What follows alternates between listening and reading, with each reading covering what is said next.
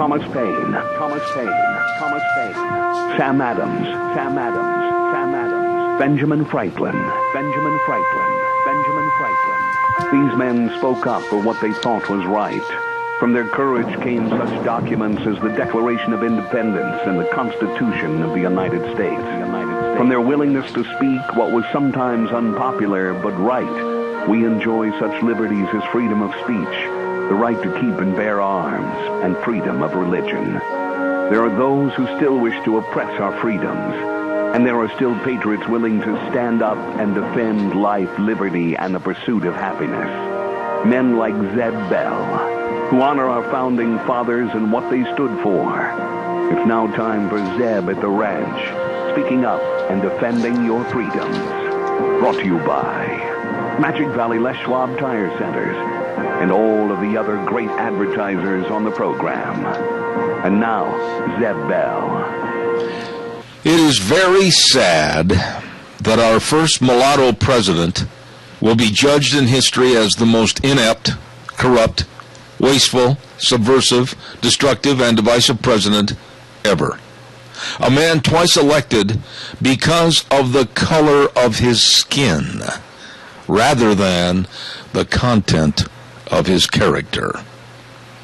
Good morning, everyone. Zeb Bell. Zeb at the Ranch. Here's Kate Smith, and God Bless America, followed by a Patriot with our Pledge of Allegiance on a Tuesday, 15th of October.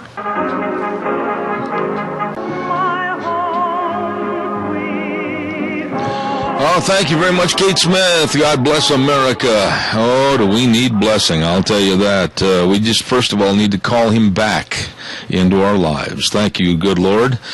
Welcome to Zeb at the Ranch. I'm Zeb Bell with our major sponsor, your Magic Valley Les Schwab Tire Centers, all 7 locations serving you, along with some of our great advertisers, including Lee's Furniture, Floors, and more at 459 Overland in Burley, and our friends at Western Waste Services, always at your disposal. Get on the route service today. Call Kelly and the crew at 734-6969. There is a lovely lady over at the main studio running the program, engineering the board for me, and if she leaves, so do I. I'm out of here. I can't live without her. Her and Deanna are indispensable. Good morning. Good morning, sir, and how are you on this fine, chilly Tuesday morning? Well, now, I thought just the opposite. I stepped outside a little bit ago, probably about 10 after 7, and stood on the back porch and marveled at God's beautiful world, and I thought it was pretty pleasant outside. Really? There was frost on my car. Not quite so pleasant for me. Do you drive a pumpkin? I could. Oh, okay. How are you? I'm doing well. Busy day here at the station as per the norm. Yes, and including a couple of things.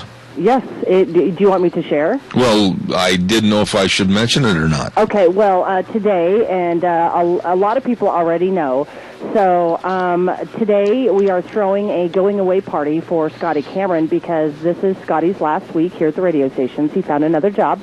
And so his last day is going to be on the 18th, but today at noon we are throwing Mr. Scotty Cameron a going-away party. So if we have some listeners that would like to just stop by the Rupert Studios and say goodbye, we would absolutely love that. I'm telling you this, and I mean this from my heart. Scotty, if you can hear me, or even if you can't, Gina will relay the message. You will be sorely missed, and it's absolutely a travesty that you have to leave. I know this radio station, and the sister station, Cat, will not find anybody to your capability. Exactly, and he is definitely going to be sorely missed. I feel like I'm losing my right-hand man because if something ever happens, he's usually the one to jump in here. So well, he's done a great job. He's a phenomenal person, and we wish him all the best. And Amen. So, he's going to be missed. Amen. Do we have a pledger? We have Little Miss Abigail on for the pledge, and Michael Rogers on for the weather. Oh, Abby. Good morning, Abby. Give us the pledge, please. I pledge allegiance to the flag of the United States of America and to the republic for which it stands, one nation, under God, indivisible, with liberty and justice for all. Wow. She just gets better and better and better. Abby, God bless you and your family. Have a wonderful day. Okay. Okay. I love that girl. Oh, right now it's time to go to the weather. And here now, the greatest weatherman in the world, Michael Rogers, weather.com. Good morning. Good morning. Another sunny day, 55 for the high, 38 for the overnight low. A little bit warmer for the overnight low, even though it's really chilly this morning, and more of the same for tomorrow. So enjoy the day, enjoy the weather. It's the only weather you got. Hey, that was short and sweet, I'll tell you what. Thank you, Michael. God bless you, man. MichaelRogersWeather.com. Don't forget Daryl's Cleaners, 1223 Albion Avenue in Burley. I've got to stop in there today with a great big bag of Rumply Crumplies that absolutely, they've been in that bag for a long time. I've got my worries, but I know when I go to get them, they'll look brand spanking new. Hey, don't forget, get everything spruced up. You've got winter coat season coming on. I hope you've got it clean and ready. If not, take it into Daryl's Cleaners, 1223 Albion Avenue in Burley. Also, a quick reminder about SafeLink Internet. I'm telling you, meet the new SafeLink Internet and the power of no. No to contracts, no to credit checks, no to high prices. Say yes to unlimited data and free installations. Yes. Call them at 677-8000. I'm telling you, we are really happy with SafeLink Internet, Idaho's #1 choice in high-speed wireless Internet. SafeLink. Thank you very much. All right, give us a call, 436-2244, 1-866-927-4587. I want to remind you that Thursday will be our third drawing for prizes for my newsletter, Cow Pies and Coffee Cups. I write that weekly, and you can receive it. All you have to do is sign up for it. Zeb at the Ranch at hotmail.com. Send us your address, or go to zebbell.com, type it in yourself, and we'll make sure you start receiving it. And this week, we want to really say thank you for some really nice prizes. A great big, beautiful travel bag supplied by Valley White Home and Ranch, along with some coffee mugs, and a $50 gift certificate from Sportsman's Warehouse in Twin Falls. So get signed up, get your name on Cow Pies and Coffee Cups, start receiving it, and that'll be the gift given away on Thursday. Okay. Hey, by the way, don't forget Ramsey Heating and Electric. At 20, I'm sucking on a cough drop. That's why every now and then I got to swallow. I'm sorry, but boy, I've got a little bit of a cold coming on. Ramsey Heating and Electric at 2600 Overland Avenue in Burley. The number to call, 678-0459. They've been in business over 57 years serving you. And they've got all your electrical needs, your cords, cord ends, fuses, and they say, hats off to farmers. You guys that are digging spuds, run in there, get a new cap and popcorn and pop, and run back out the door after you've got all your equipment. They can help you at Ramsey Heating and Electric, where they provide warm winters and cool summers. Ramsey Heating and Electric in Burley. Good morning, caller. You're on the air. Good morning, Zeb. You know, this morning I'm real sad when I analyzed this Obamacare for these young people. You know, say a young person decides to do the right thing and get insurance. Only thing they can afford is a $5,000 deductible. Yeah. And that only gets them the 80/20 policy. No, and with the policies, with the deductibles, with the higher costs, and when they're trying to start out and raise a young family, when they're trying to get out into the job market and maybe get rid of a lesser paying job and find a higher paying job, you know, a lot of the young people, I feel such a compassion and sympathy for them and what they're going to have to go through. There's two sets of people in our society that are going to get hurt the worst with Obamacare, and that's the young and the seniors. And I'm doing everything I can to literally damn Obamacare, because I'd like to see it fall flat on its face. Well, here's what's going to happen, Zeb.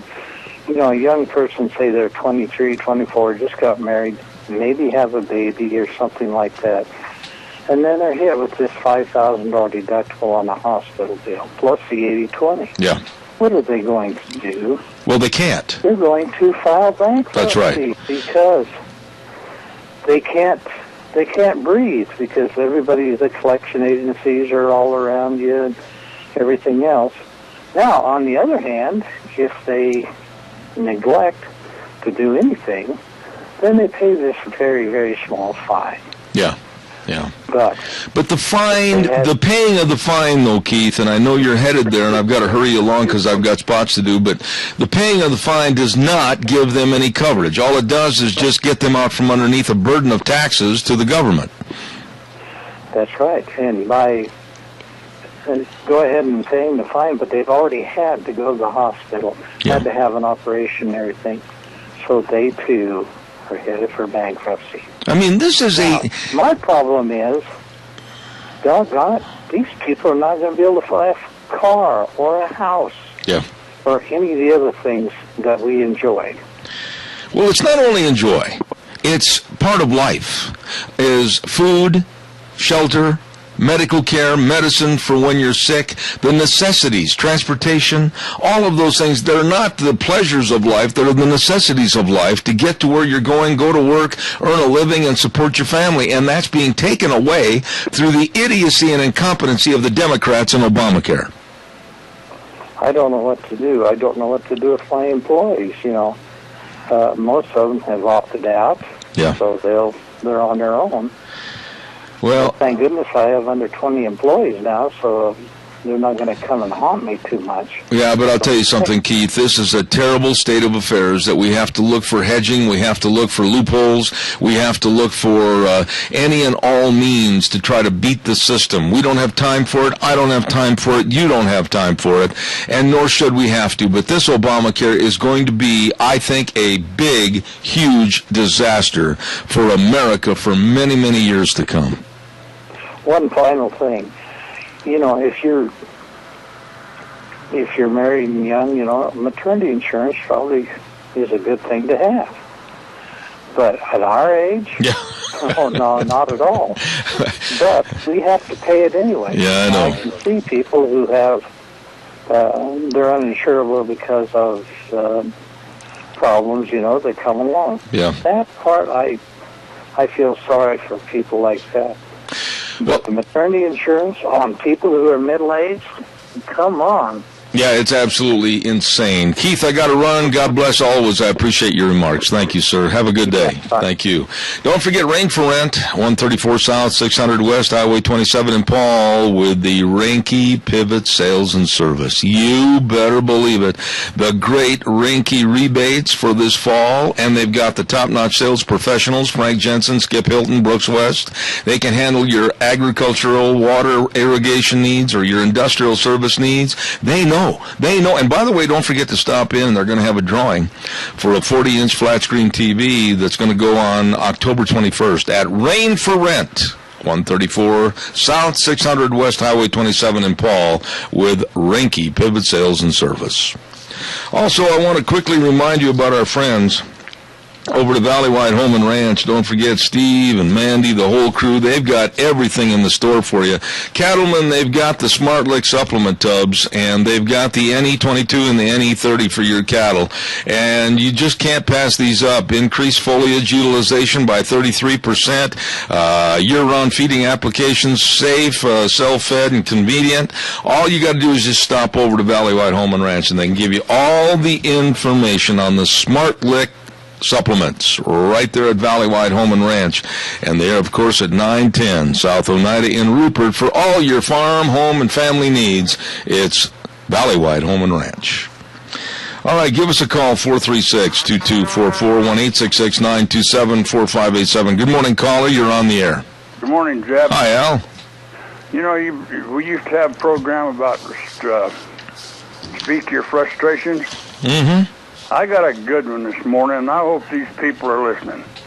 A doctor's office is supposed to be in there to be kind of calm and collected so, you don't come unglued. And it irritates my butt when somebody comes in there, a big fat woman with a little teeny baby and 5 other kids, and just lets them run loose all through the bathrooms, into the offices, messing around, disturbing the people. And I just come close, Deb, so close, jumping all over somebody that I had to walk outside and restrain myself. Well, I feel the same way about kids in church. I feel the same way about that as a location where not to let your kids run free, not to let your kids make a bunch of noise. If they want to make noise, take them out into the little sitting room for the infants. But it's very distracting, and I agree with you. At a doctor's office, you've got a lot of concerns, you've got a lot of worries. That's why you're there. And then to have kids running rampant and slamming doors and knocking over magazines and flower pots and everything, I feel the same way about it in church, and I absolutely look down my nose at parents that can't control their kids. No. It's just disgusting because they both parents, the grandmother and the daughter were sitting there, the mother. She just had a new baby, and they letting them 2 twins run in and out of that bathroom about 6 different times. Now, that's damn ridiculous. Yeah, it is. It goes back to parental control and responsibility. And I absolutely think, hey, stand up, give them a warning, and make them sit down. They get up, bang, they go outside, and they get their little rear end paddled. And for all you do-gooders out there, yes, I believe wholeheartedly that spanking helps. It definitely gets the attention. But you know, yesterday I kept watching some of the news, and Deb, I'm getting disgusted. I'm getting so disgusted that I just want to tear the hell out of anything that gets around me. Well, we're in a frustrating situation. A lot of people are feeling that way. There's no way in the world that you can feel good about this standoff between partisan politics, the Republicans and the Democrats.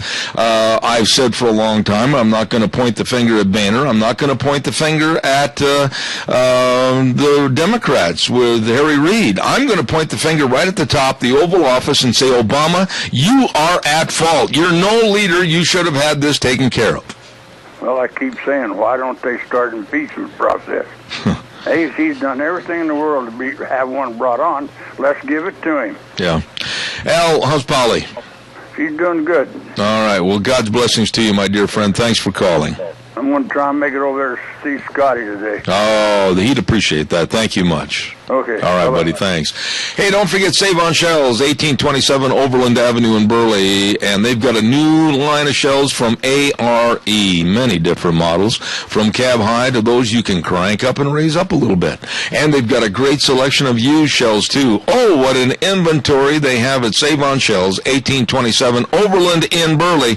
You don't have to be leaving your valuables in the back of that pickup bed. No. Don't leave your tools and your hunting equipment, your fishing rods, your saddle. There's bad guys out there, folks. You be sure and get one of those Save on Shells and cover up your valuables and lock them up. Save money, get the best. I did at Save on Shells, 1827 Overland in Burley. Really, really good people. Let's see. Also, I wanted to remind you about our friends at Four Paws.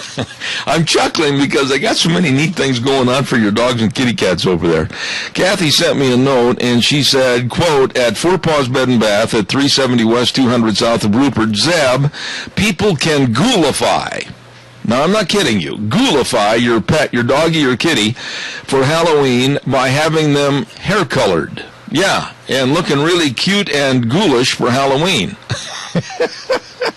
It doesn't take much to make a Doberman look ghoulish, I'll tell you that. And they've got cute Halloween costumes for 30% off, too, so stop over there. And by the way, they got the Boise State and the Idaho Vandal apparel over there, too, for your dogs and kitty cats. All of this and more at Four Paws Bed and Bath, 370 West 200 South of Rupert, 438-4444. Ghoulify your pet. I'm going to have to stop by and get Shelby a little Vandal sweatshirt. Who's Shelby? My dog. You've got a dog named Shelby. Yes. Like after the car. No, that's just the name that my daughter picked for her. Shelby. That's kind of a cute name. Yeah. She's a Pit Bull Shar-Pei cross.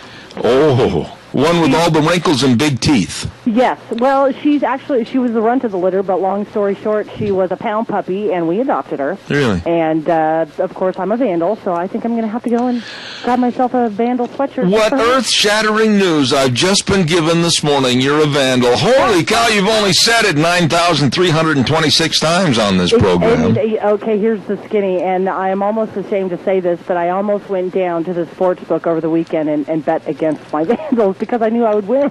You know, Larry Hudig, if you're listening this morning, you and Gina and your wife Nancy, all of you just kind of cling together on a Titanic, would you please? It was a terrible loss. It was a terrible loss over the weekend. But, you know, such it is, and I knew the Vandals were going to lose. So I almost went down to the sports book and bet against them, but I just couldn't do it. I know. You've got to have that pride in your team. It's like me with the Chicago Cubs, baseball. They were in first place one day last year, and it was the day after opening day. They were in first place one day only, and from that point on, they went like they always do to the bottom of the basement. Yeah, the Vandals haven't been in first place since like 99, so I'm used to being beat up. Yeah. Do we have a call? You do? I tell you what, I'll do a quick commercial. Caller, I'll be right with you. Don't go away. I want to remind everybody, we're going to have these folks on the air later on this morning, so I'll talk about them then, but I also want to remind you about Scott Gano. Yes, Gano Landscaping and Sprinkler Service, 150 South, 950 West of Paul. It is time to think about having your sprinkler lines blown out. Don't let those puppies freeze up, and then next spring, oh man, have you got problems. Call Scott Gano at 431-8733. 431-8733. And if you're thinking about putting in new sprinkler systems or revamping your old one, give him a call, 431-8733. Gano Landscaping and Sprinkler Service. Good morning, caller. You're on the air. Hi, good morning, Tab. Yes, sir. Just the idea of having the IRS enforce Obamacare is enough to make you lose sleep at night. Well, you talk about thuggery, you talk about criminality, you talk about, and I still can't understand why the Republicans aren't using this as a crutch, so to speak. Here the IRS is under investigation for illegalities, and they're going to run Obamacare? Are you kidding me? Why don't you stick some more wolves in the hen house? You know, with this deal they've got going, there's not going to be any changes at all. Nothing. No, I agree with you. They're going to have their money to spend, all the money that they want to spend. They're still going to have what they want in Obamacare. I mean, all this hoopla that's been going on for I don't know how long is just nothing but a farce. Yeah. You know, I'm going to be talking about another subject right after our break here at the bottom of the hour, and it ties in with everything that's going on with this administration, and it is a concentrated war on Christianity. And I have a lot of fear right now, Tony, about what's happening against Christians, not only around the world, but also right here in the United States. And I'm going to get to that in a few minutes, and if you hear anything you want to comment on, call us back. But to you and Mary, God's blessings. Have a great day. Thank you. Thank you, sir. Don't forget Travelube Supply. Yes, sirree, Travelube Supply. They've got everything, all your oils, all your tools, all your grease guns, all your grease, everything, all your shop towels, and they can clean your air filters, and they got Bubba ropes. They've got all kinds of Bubba ropes. They've got pink Bubba ropes. They've got them all for you over there at Travelube Supply with my buddy Jim McCall. Number to call, 438-8730, Travelube Supply. It is time now for the Capital Press Ag Minute, brought to you by Pacific Steel and Recycling at 320 West Main in Burley. Number to call, 678-2321. Here's the Ag Minute.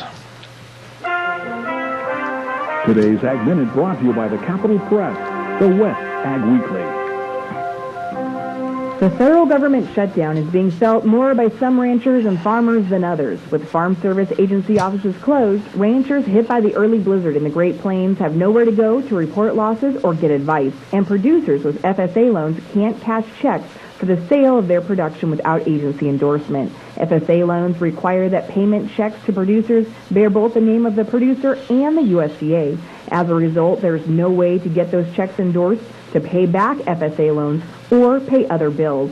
The shutdown is also affecting farmers who depend on the USDA market data on volume and price in order to sell crops or livestock. With the Capital Press Ag Minute, this is Hannah Brous.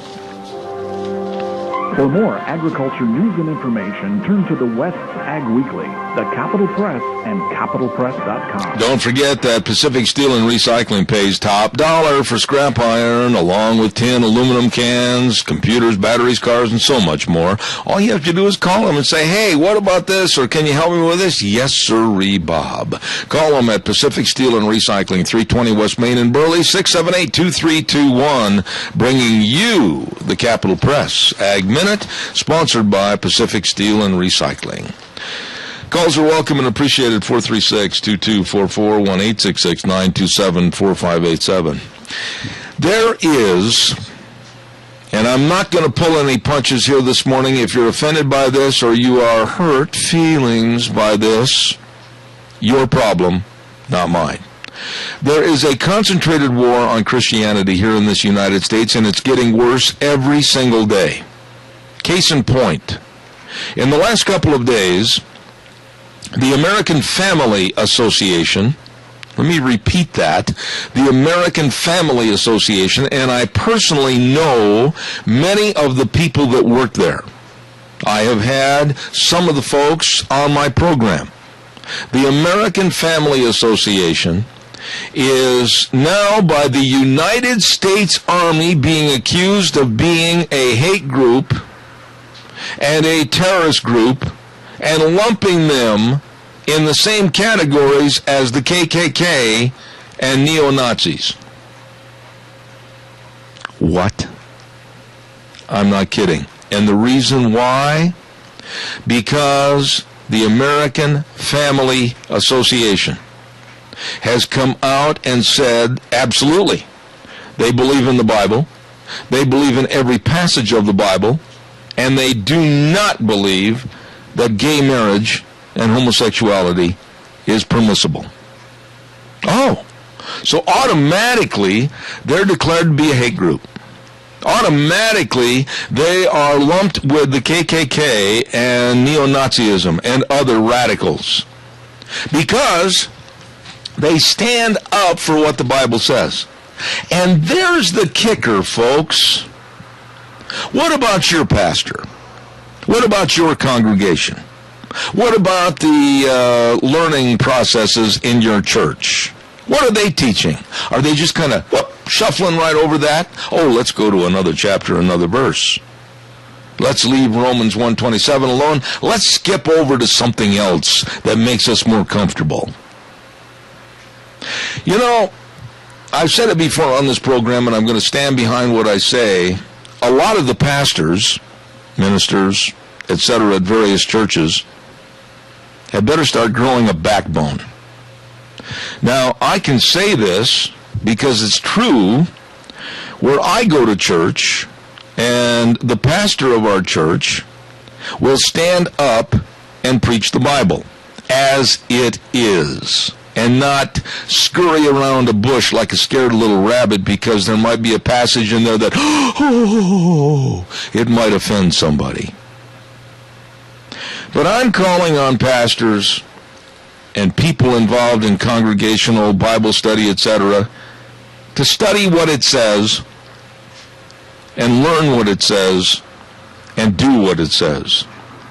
I don't care if you're a business leader, a teacher, a politician, all ministers, for crying out loud, where are you? Stand up for what the Bible says. We are being cowed by a government. We are being cowed by an administration to accept less and accept filth in our society. And our society is really starting to show it. A lot of people are very worried about it. A lot of people that are involved in, my goodness, what's happened. Reverend Billy Graham, his son Franklin, many others. Why? What is going on in this country? What is going on that a country founded upon Christian principles is kowtowing now to Islam? I was so shocked yesterday when I heard Bob Beckel, an avowed liberal, look at the TV camera yesterday and say that the Muslims are to be feared. The Muslims, even the moderates, will not condemn what's going on with the radicals. And it's time that we were very, very concerned in this country about a war on Christianity. That's Bob Beckel. That was Bob Beckel, an avowed liberal. Caller, good morning. You're on the air. Yeah, unfortunately, our leader, if you look closely, he wears a Muslim ring, and it says on it, "No God but Allah." That's a ring that our president wears, except during a certain time when they're not supposed to wear any jewelry. That's the leadership of our country is not Christian, and that's why all of this stuff is coming down. All this attack on Christians is because our leaders is supporting another cause. You know, and, Adrian, let's go back to the initial response that initial message I was trying to put forth here this morning. You and I both have seen a drastic change in this country. You and I both study this. You and I have both commented on it on the radio program many, many times. And I am absolutely adamant that one's sexuality should not come to the forefront, and we should cater to those people. I am against gay and lesbian and transgender lifestyles. I think I'm definitely, adamantly against them being taught in our schools as being normal. They're not normal. I am not a hater, but I absolutely believe in the Bible. And I'm not going to weaken on my stance to have the government call me a hate monger. Well, absolutely, Zeb. And unfortunately, the Christian churches in general have, capitulated, and they've just, backed up, and they say, well, we've got to be tolerant, but they're not, teaching from the Bible. Why? Why do we have to be tolerant? You tell me one reason why we have to be tolerant. Well, because it's it's consensus. If you're not, you're a hate monger. So all of a sudden, everybody wants to be loved. So all of a sudden, Adrian, by us being tolerant, and we're being told to be tolerant, all of a sudden, 10 years down the road, we're told to be tolerant of murder. We're told to be tolerant of bank robbery. We're told to be tolerant of child abuse. And, they didn't know what they were doing, and they had such a hard lifestyle as a child. We're being told to be tolerant about everything.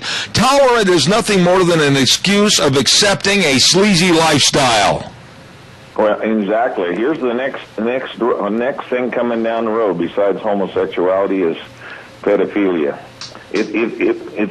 That's the next push, is that will be accepted. Yeah, I'm going to be intolerant. Like I say, until we start drawing a line in the sand. When the Supreme Court in 1962 and 63 took prayer and Bible reading out of the public schools and out of public life, and it's illegal to have display the 10 Commandments any place in public or in schools, or have prayer like you and I had when we went to school and stuff. My goodness, it's folks, when are you going to wake up to the fact that our whole civilization in this country is being destroyed by the radical few that have taken over our seminaries in many cases. The Union Theological Seminary basically turns out communist socialist ministers. All right. And people don't realize that. It's the old saying was that, Christians don't become communists, but communists become ministers. Yeah. And that is so evident in our society today. I wrote a letter, it's been years ago, and it was published in the Statesman about refuting an article there that all of our founding fathers were deists and that they weren't Christian.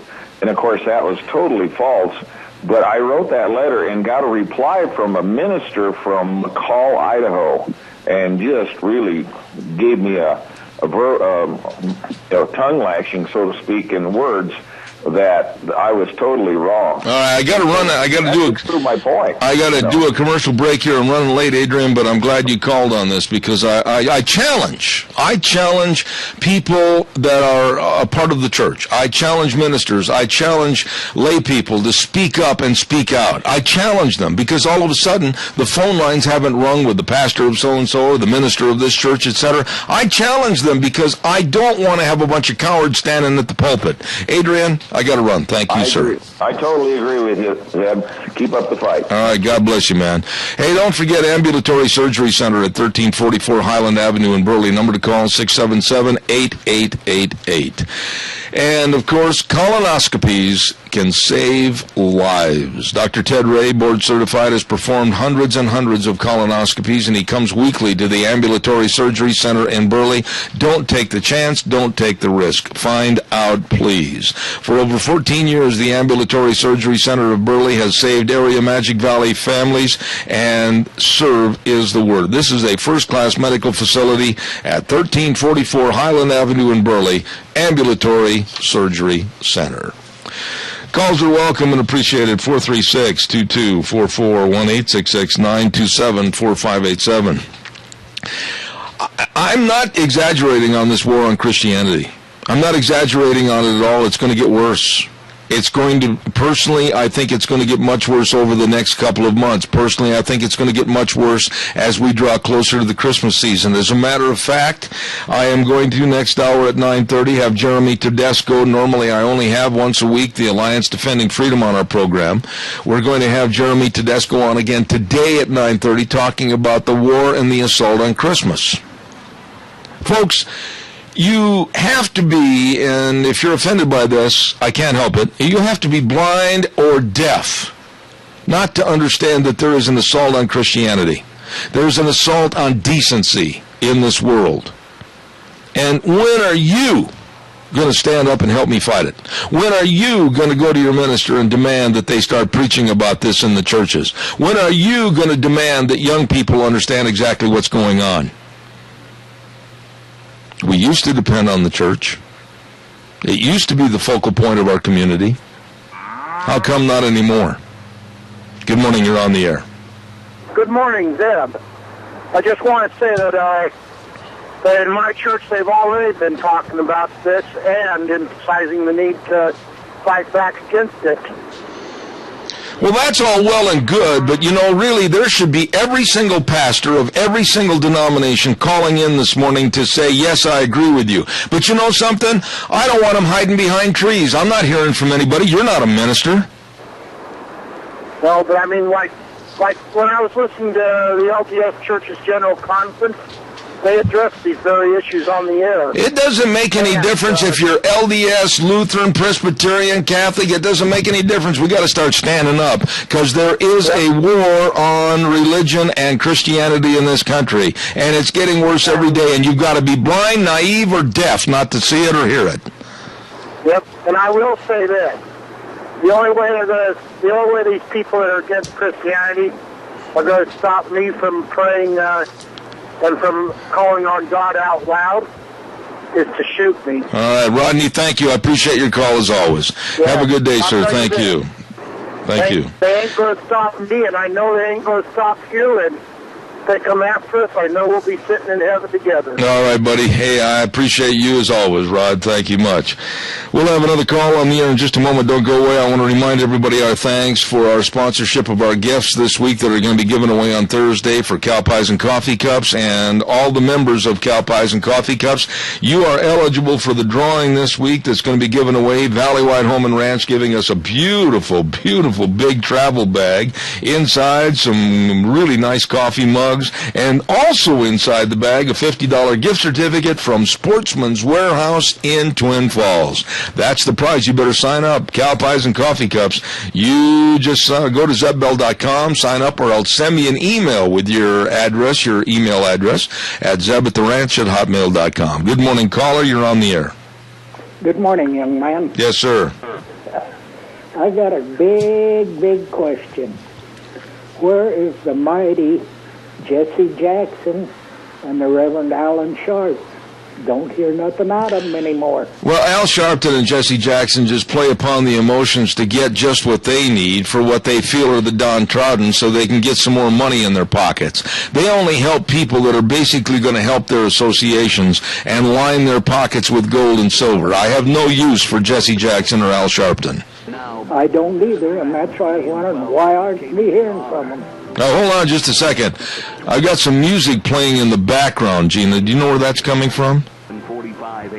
And Gina! Oh, Gina! I'm checking on it. Okay, thank you. We had something. Caller, I'm sorry that interfered. I couldn't hear your last remark. Go ahead and say it again. I forgot what it was. Hey, I'm like that sometimes. I apologize. We had a little distraction. Something came over the air over us, and whatever it was, I hope it gets sent into obscurity. Thank you very much for your call, my dear friend. Okay. God bless. I tell you, when I hear stories about going after the American Family Association, and then they're being called a hate group in the same category as the KKK or the neo-Nazis, Camp Shelby, Mississippi, the United States Army labeled American Family Association a hate group because of their stand against gay marriage. They stood for the right. They stood for what's decent. They stood for what the Bible says. And at Camp Shelby, Mississippi, they're labeled a hate group. How disgusting is this? I have invited ministers many, many times on this program to come on this program and talk about various things and be proactive. Don't hear a lot of them, do we?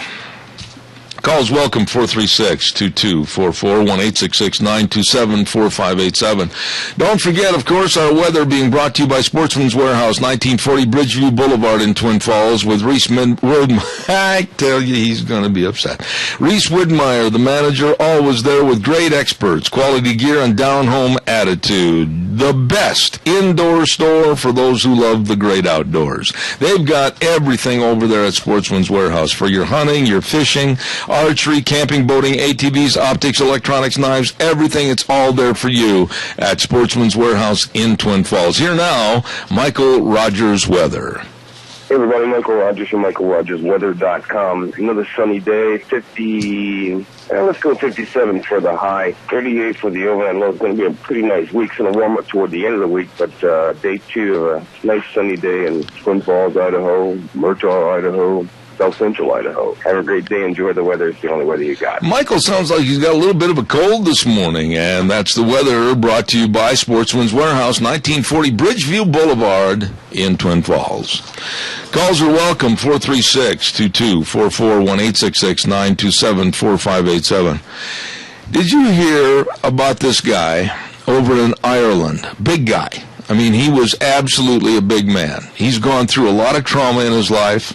He lost his family, and he's had job insecurity and everything else. And quite frankly, a lot of people, when they have those kind of problems creep into their life, they associate food as kind of a elixir, if you will.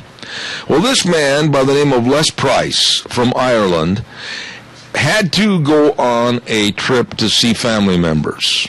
And he went to the airline ticket agency, and he weighs 520 pounds. He is a big, big man. And he knew up front that he had to buy 2 seats on the airplane. So he went to buy the tickets. He said, I need to buy 2 seats on the airplane so that I have enough room and I'm not encumbering somebody else and making them so uncomfortable. So they sold him 2 seats on the airplane. So he checks in on the plane of the day of his departure. 1 seat was in one row and 1 seat was in another. How dumb is that? The poor guy, he was so embarrassed as it was, because of his hefty weight of 525 pounds. And then he gets on the airplane, and they sell him a seat in separate rows. Now, tell me, please, how high in the elevated school system past senior high school did that person that sold him the tickets go? How embarrassing for that poor man. I'm sorry, sir, but your seats are in 7A and 11B. Ay, ay, ay. Calls are welcome, 436-2244, 1-866-927-4587. Do the Republicans have the guts, the nerve, the backbone, the spine to stand strong against the Democrats? We will see. We will see. There are 2 more days before the so-called default deadline, and Obama is out there standing and railing and calling the sky is falling, look out for Chicken Little. But you know what? It really won't. And I have my cell phone going off, and I don't know why people that would like to talk to me can't realize I'm on the air and it's not time for a personal visit. But we will not default this Thursday, or we won't default next Thursday, or the Thursday after that. And I'll be willing to bet you that you're not going to be seeing a tumbling down the elevator shaft of our stock market. But Obama is out employing fear on the default. He's out there employing that everything is going to come to a standstill. The subways will be caught in the tunnels. People will be trapped. They'll take an elevator to the top floor of the Empire State Building, and the minute midnight comes along, they're going to be trapped at the top of the Empire State Building, not to be rescued by King Kong. It's not going to happen that way at all. And I really do hope that the Republicans stand firm and don't give Obama a whole bunch more money on an increase in the deficit and deficit spending to raise the debt ceiling. Because all they're going to do is write checks. All they're going to do is spend more of your money and mine. Calls welcome, 436-2244, 1-866-927-4587. Come on, give me a call. How about the big tire sale going on at your Magic Valley Les Schwab Tire Centers? Oh, my goodness sakes, I'll tell you what, they have a big tire sale going on. And it's for all the tires for your SUVs, your pickups, your cars. How about the passenger car tire, the Ultra Z900? Ooh, 30-day ride guarantee. You're going to love that tire. How about the Wildcat AT2 light truck and SUV tire? You know, all the tires are on sale. And, of course, they got many, many custom wheels on sale. Dress up your four-wheeled wonder. They've got the best in brake service, absolutely the best in brake service, front-end alignment, shocks and struts, all of this and more with the best in service. They really take care of you with Dave on Blue Lakes and Twin, Mike and Buell, Mike and Jerome, the Twist family in Paul, Lane and Rupert, John on Pole Line in Twin, and Randy on Overland and Burley, your Magic Valley Les Schwab Tire Centers. Good morning, caller. You're on the air. Yeah, good morning, Zeb, again. You know, a lot of this anti-religion stuff that we've got going on is starting in the early grades of school in this country. Mm-hmm. And that's one of the major problems we've got. Anti-government, anti-religion, anti-this. And kids are being programmed at an early age. Not only that, but caller number 2, stay on the line, I'll be with you in a minute, but the enhancement of Islam in the textbooks over Christianity is really bothersome. I think in one textbook I talked about last week, they gave 6 pages of Islam and Muslim activity, and they only give a half a page to Christianity. It seems like there's an onslaught against Christianity in this country and around the world, and I'm fed up with it. I'm looking for pastors to stand up and fight back. Well, like I said before, to protect our government, our pastors are going to have to get politically correct, or not politically correct, but politically involved in the churches. Absolutely. To save this country. Absolutely. Tony, I appreciate you calling back. Thanks, my friend. God bless you. You're welcome. Thank you. Bye. Caller number 2, go ahead. Good morning. Yes, Deb. Hey, I watched something last night on TV that just tickled the devil out of me. That was them tearing down the barrier to the World War II Museum. The barricades were torn down by the vets, and one picture stood out to me more than anything else. It was a veteran that had lost his leg serving over in Afghanistan, and he had a prosthesis, and he was on one of those little electronic segways, and he literally carried one of the barricades right smack dab to the front of the White House and dumped it off in a pile. Yeah, I seen that. All of it was really fantastic. They put them barricades right back where they should be. Absolutely. You know, that barricading and the hardship and the heartache and the sorrow that's been caused by the shutdown needlessly by this administration, I just say to every one of those veterans, keep going. Don't stop. Keep going. Absolutely. You bet. It does my heart good. All right, Fred. God bless you, man. Thank you so much. Thank you. Bet. You know, Fred is right. And by the way, here's a question that Deanne had the other day, and it's a very worthwhile question. She looked at me and she said, you know, isn't it interesting that when the shutdown occurred, they had all the signage and everything ready to go. Now, you just don't print a sign without having to pay for it. You just don't get those barricades and put them up without having to pay work crews. You just don't do that at the spur of the moment without having to spend a lot of, our money. But those signs like, this is closed due to the government shutdown, blah, blah, blah, all of that had to be printed. All of that had to be paid for. And all of that was a joke. And hats off to our vets. That one vet in particular that was on that Segway, and they handed him a barricade, and he balanced it on that electronic device so that he could get around, and he literally took it on the Segway and took it over to a pile of these barricades, basically telling the government and Obama, here, take your darn barricade back. Don't you dare shut off America from us. They've given too much. They've given too much. with their blood, sweat, and tears for this great country. And how dare Obama or Harry Reid or Nancy Dimbo Pelosi, how dare they shut it off?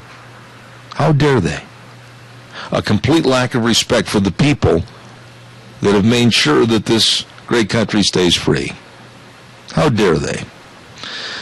Calls are welcome, 436-2244, 1-866-927-4587. Give me a call. I'd like to hear from you. Don't forget our dear friend, Gentle Ben at Burley Glass. Oh, my goodness sakes. 1029 Overland Avenue in Burley, Gentle Ben and the rest of the crew with the atrium windows. They can increase the energy efficiency of your home 2 to 3 times. Wow. Keep the heat inside this winter. Don't warm the birds up outside in the trees. These atrium windows are absolutely great. Check it out today. Call Gentle Ben at 678-1459. Burley Glass, 1029 Overland in Burley, where they say they're working hard to provide a great service to all the communities in Magic Valley. Gina, how are you? Haven't had a chance to say hello. We only got about a minute left. Well, honestly, I've been painting the barn, prepping for the party. What did we have coming through a minute ago? How did we bleed another program? Basically, I was talking to Jerry, and we take a lot of network feeds throughout the day, so we're kind of figuring that the network feed was a little bit hot and bled over. Well, tell them not to open up their veins. I will tell that to you. So you've been painting the barn for the party? Yes. Oh, my goodness. And a good time is going to be had by all. It's going to be a lot of fun. So, yes. It's going to be kind of bittersweet, but I'm going to, we're going to make the most of it because, he found something better, and so good for him. Well, and it's opening up a new chapter in his life. Absolutely. So we're very excited for that. Yep, I'm going to be over there wishing him well. Scotty is leaving, and we're going to have a goodbye sayonara party this noon. Yes, you got it. All right, thank you. I'll be back in 6. Okay. Oh, crank up that country band. You better believe it. Old Zeb Bell right here at Zeb at the Ranch with our major sponsor, all of the Magic Valley Les Schwab Tire Centers, all 7 of them. Great big tire sale going on right now. And don't forget, too, some of our great advertisers on the program, including our friends at Lee's Furniture, Floors, and More at 459 Overland in Burley, and our friends at Western Waste Services. From the canyons of the Snake River and all across southern Idaho, we're always at your disposal. Western Waste Services, we care about our community, our resources, and this great land. Western Waste Services is lending a hand, always at your disposal. Western Waste Services. Keywords are always at your disposal, and they are. You get a hold of Kelly and the crew today and check out all the dumpsters in various sizes. There's no reason to go into winter with that garage being all messed up. Clean it out. You've got a dumpster coming to you from Western Waste Services. Absolutely. Fill it up, call them, and they'll come and get it. You better believe it. Good people with the porta potties and, of course, the route service. I've been on that route service for a long time. Absolutely the best. Call them, 734-6969. Always at your disposal. Western Waste Services, serving you. We're going to have a guest on our program in just a moment. Stand by, but I also want to remind you about our good friend Joel Heward, owner-manager of Hanson Mortuary at 710 6th Street in Rupert. Wonderful, wonderful people, and they always uphold the highest ethical standards with unquestioned integrity of serving you and your family at a very, very critical time when there's the passing of a loved one. Please give them a call. We all of us should get the information on pre-planning funerals to help alleviate a lot of the stress and worry for our family. They can help. They will help. At Hanson Mortuary, 710 6th Street in Rupert. That number again to call, 436-5636. Well, we've got a lot of people coming on the program this morning, and here is just one of them. And I believe we're talking to Evan at Middlecoff Ford Lincoln Body Shop. Evan, are you there? I am here. Well, how are you this morning? Nothing but good. Splendid. It's a great day out there. Nothing but good, splendid. I don't think I've ever had anybody answer it that way. Nothing but good and splendid. Well, what makes you so splendid at Middlecoff Ford Lincoln Body Shop? Well, we got a good group of people here. We got some great customers. We're working on a fine product, and, so it's all good. Evan, I can tell everybody firsthand testimonial. We had a horrendous fire in my pickup back in July, and we had that truck taken to your body shop for the restorage and the renewal, and I'm a pretty satisfied customer. I don't care if people have an accident or a fender bender. You guys are kind of like Rembrandts. You can paint a new picture for them and make it look all brand new. Well, our body shop can fix anything but a broken heart. So, we got some great guys there. We got a phenomenal painter and body guys that really know their stuff. And on your truck, Zeb, you had some fire, and so we had to go to the main shop, and we had one of our veteran technicians do a bunch of wiring repairs on there. So, I'll tell you what, I was they did all the facets. I was very impressed. You know something, Evan? You just touched on a new country song. You and I ought to sit down and write this. Our body shop can fix anything but a broken heart. That'll be a top 20 song. We'll get somebody like Jackson or somebody else to sing that. How's that? I think I'd probably get scared the first time I heard that. Well, now, listen, I wasn't kidding a minute ago when I said if you got a fender bender or any kind of an accident, or in my case, I had a fire in my truck. The quote that I have from you folks, and it's really true, that you strive to make all the vehicle repairs undetectable. Kind of talk about that a little bit, would you? Well, when you do a body repair, then you can go in and do the repair and get it done real quick, but the idea is to make your car pre-accident condition, and so we want to make it so there's not scratches in the paint that you can see where they, filled and sanded the body. We want to make sure that we put a good clear coat on there so it's going to hold up and not look bad in a few years.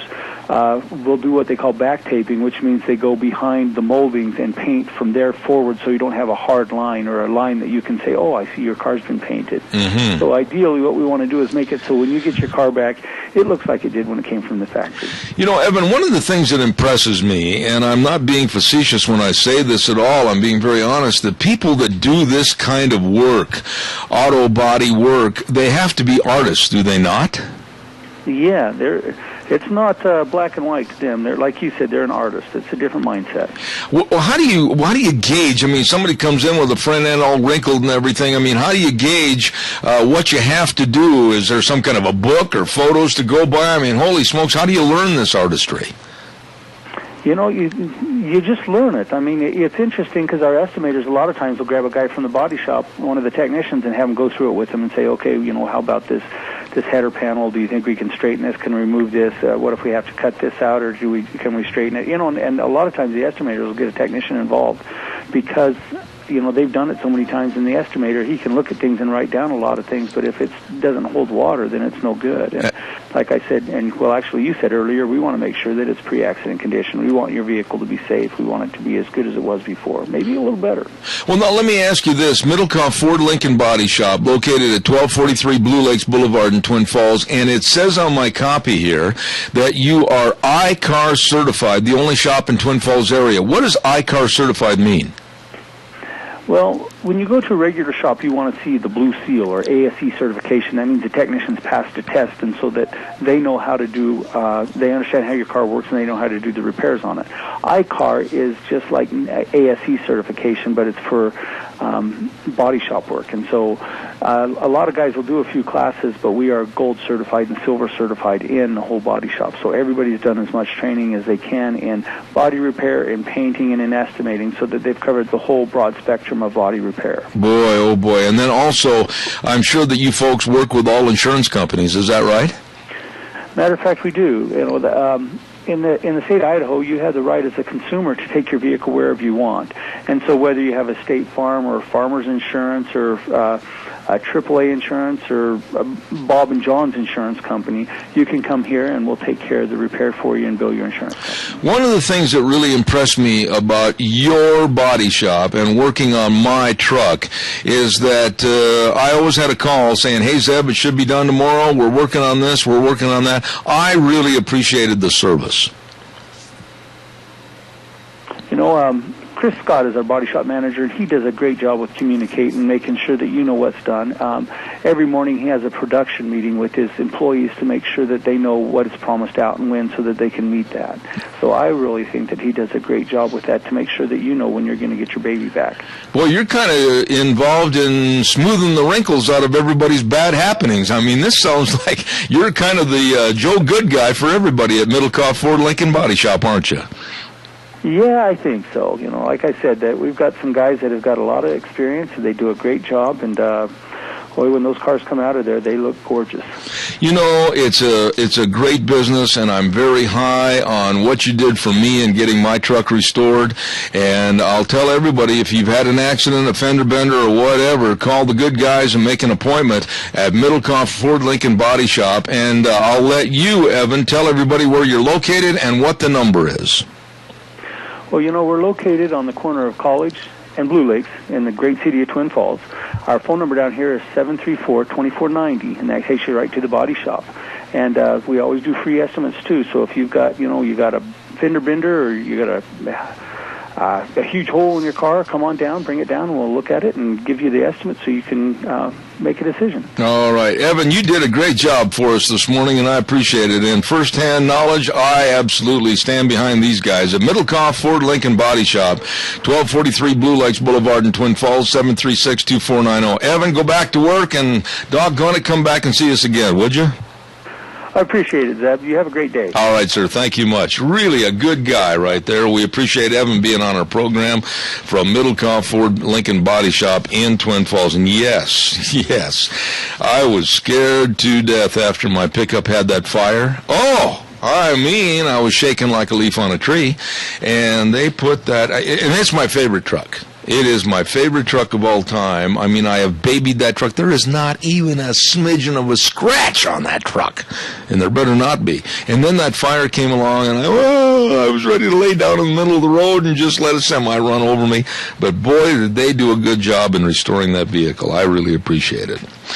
Calls are welcome. Give me a jingle, 436-2244, 1-866-927-4587. I'd like to hear from you.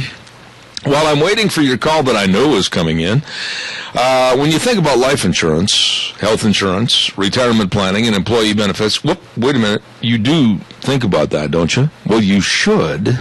Don't put it off on the back burner. You need to make sure that your business is protected, your family is protected. Absolutely, you're protected. Think about Cameron and Siemens Insurance. Dean and Todd, dedicated and responsive to your needs.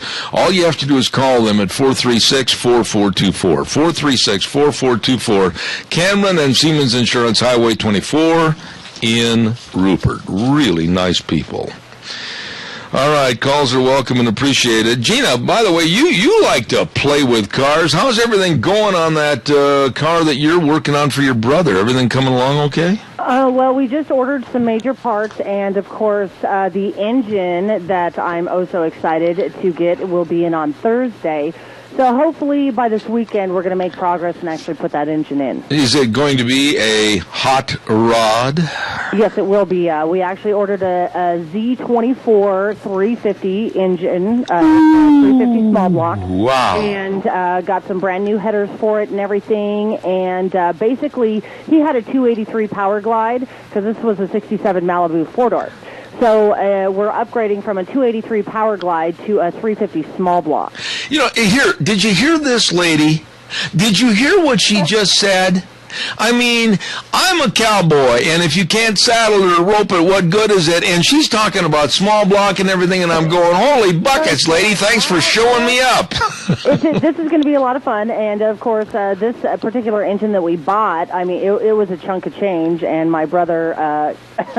he kind of had a heart attack when he figured out the price tag that we spent on it, but it's a complete turnkey, and so all we have to do is drop it on, put in the headers, put in the lubricants, attach the radiator, and we are good to go. Everything is included, and so that's kind of why we went with this engine, because when you're talking automotive, it's a very expensive process, and when you buy all of your parts separately to build an engine, whoa, it can get really expensive real quick. And so I did a whole bunch of checking around. I found an engine that he absolutely loved, complete turnkey, and so that's what we're going for. And so I'm really, really, really excited about this one.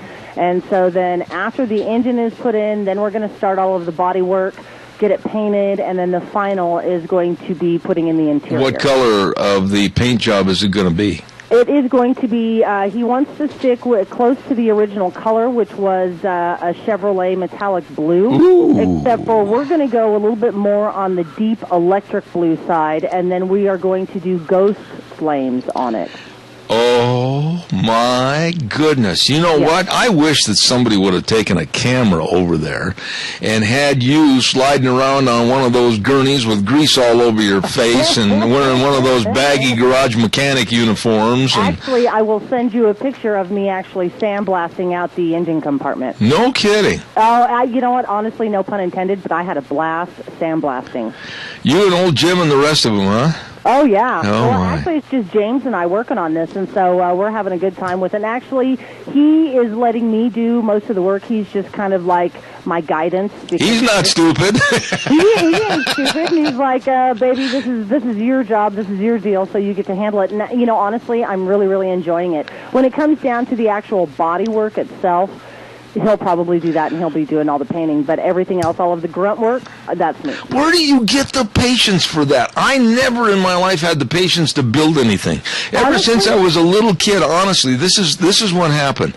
When I was a little kid, of course, I was hurt really bad, and I had to spend a lot of time in hospitals. And people would bring me, you know, like aircraft carriers and B-17s to put together and all this stuff. And after a little while of making like one, you sit there and you go, I don't like to work with my hands. I don't like that glue sticking my fingers together. I don't want to build anything. I want to have the finished product. I don't have the patience to put anything together. Honestly, if I have the right instructions and somebody guiding me along the way, I actually really get into the work, and I'm thinking about what I'm doing, and honestly, in a weird way, it's kind of relaxing for me because I can get into my own mind, and I'm just sitting here, you know, connecting things, putting bolts together, making sure everything looks right. But it's kind of a relaxing thing for me to get all greasy. Oh, yeah, but wait a minute. You said to get into your own mind. Yes. I don't want to get into my own mind. Sometimes people don't want to get into my mind either, but it's kind of like mowing the lawn for me. Oh.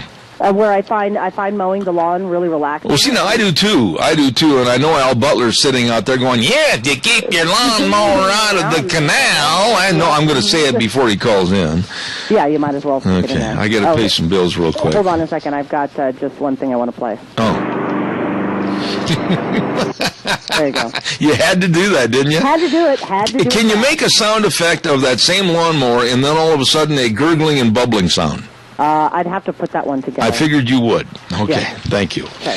Don't forget all the great buys on mattresses over at Lee's Furniture, Floors, and more. You deserve to go home at night and have a comfortable, very, very sleep-filled night. Well, you just check it out. All the mattresses that is, on sale at great prices for you right now at Lee's Furniture, Floors, and More. You can't pass this up. And all the rolls and rolls and rolls of carpet. And all the great recliners. I mean, absolutely everything for the beautification and the comfort in your home right there at Lee's Furniture, Floors, and More. And the nicest people in the world to work with. They know comfort. They know beauty. Stop in and talk to them today at Lee's Furniture, Floors, and More at 459 Overland in Burley. Really, really good folks.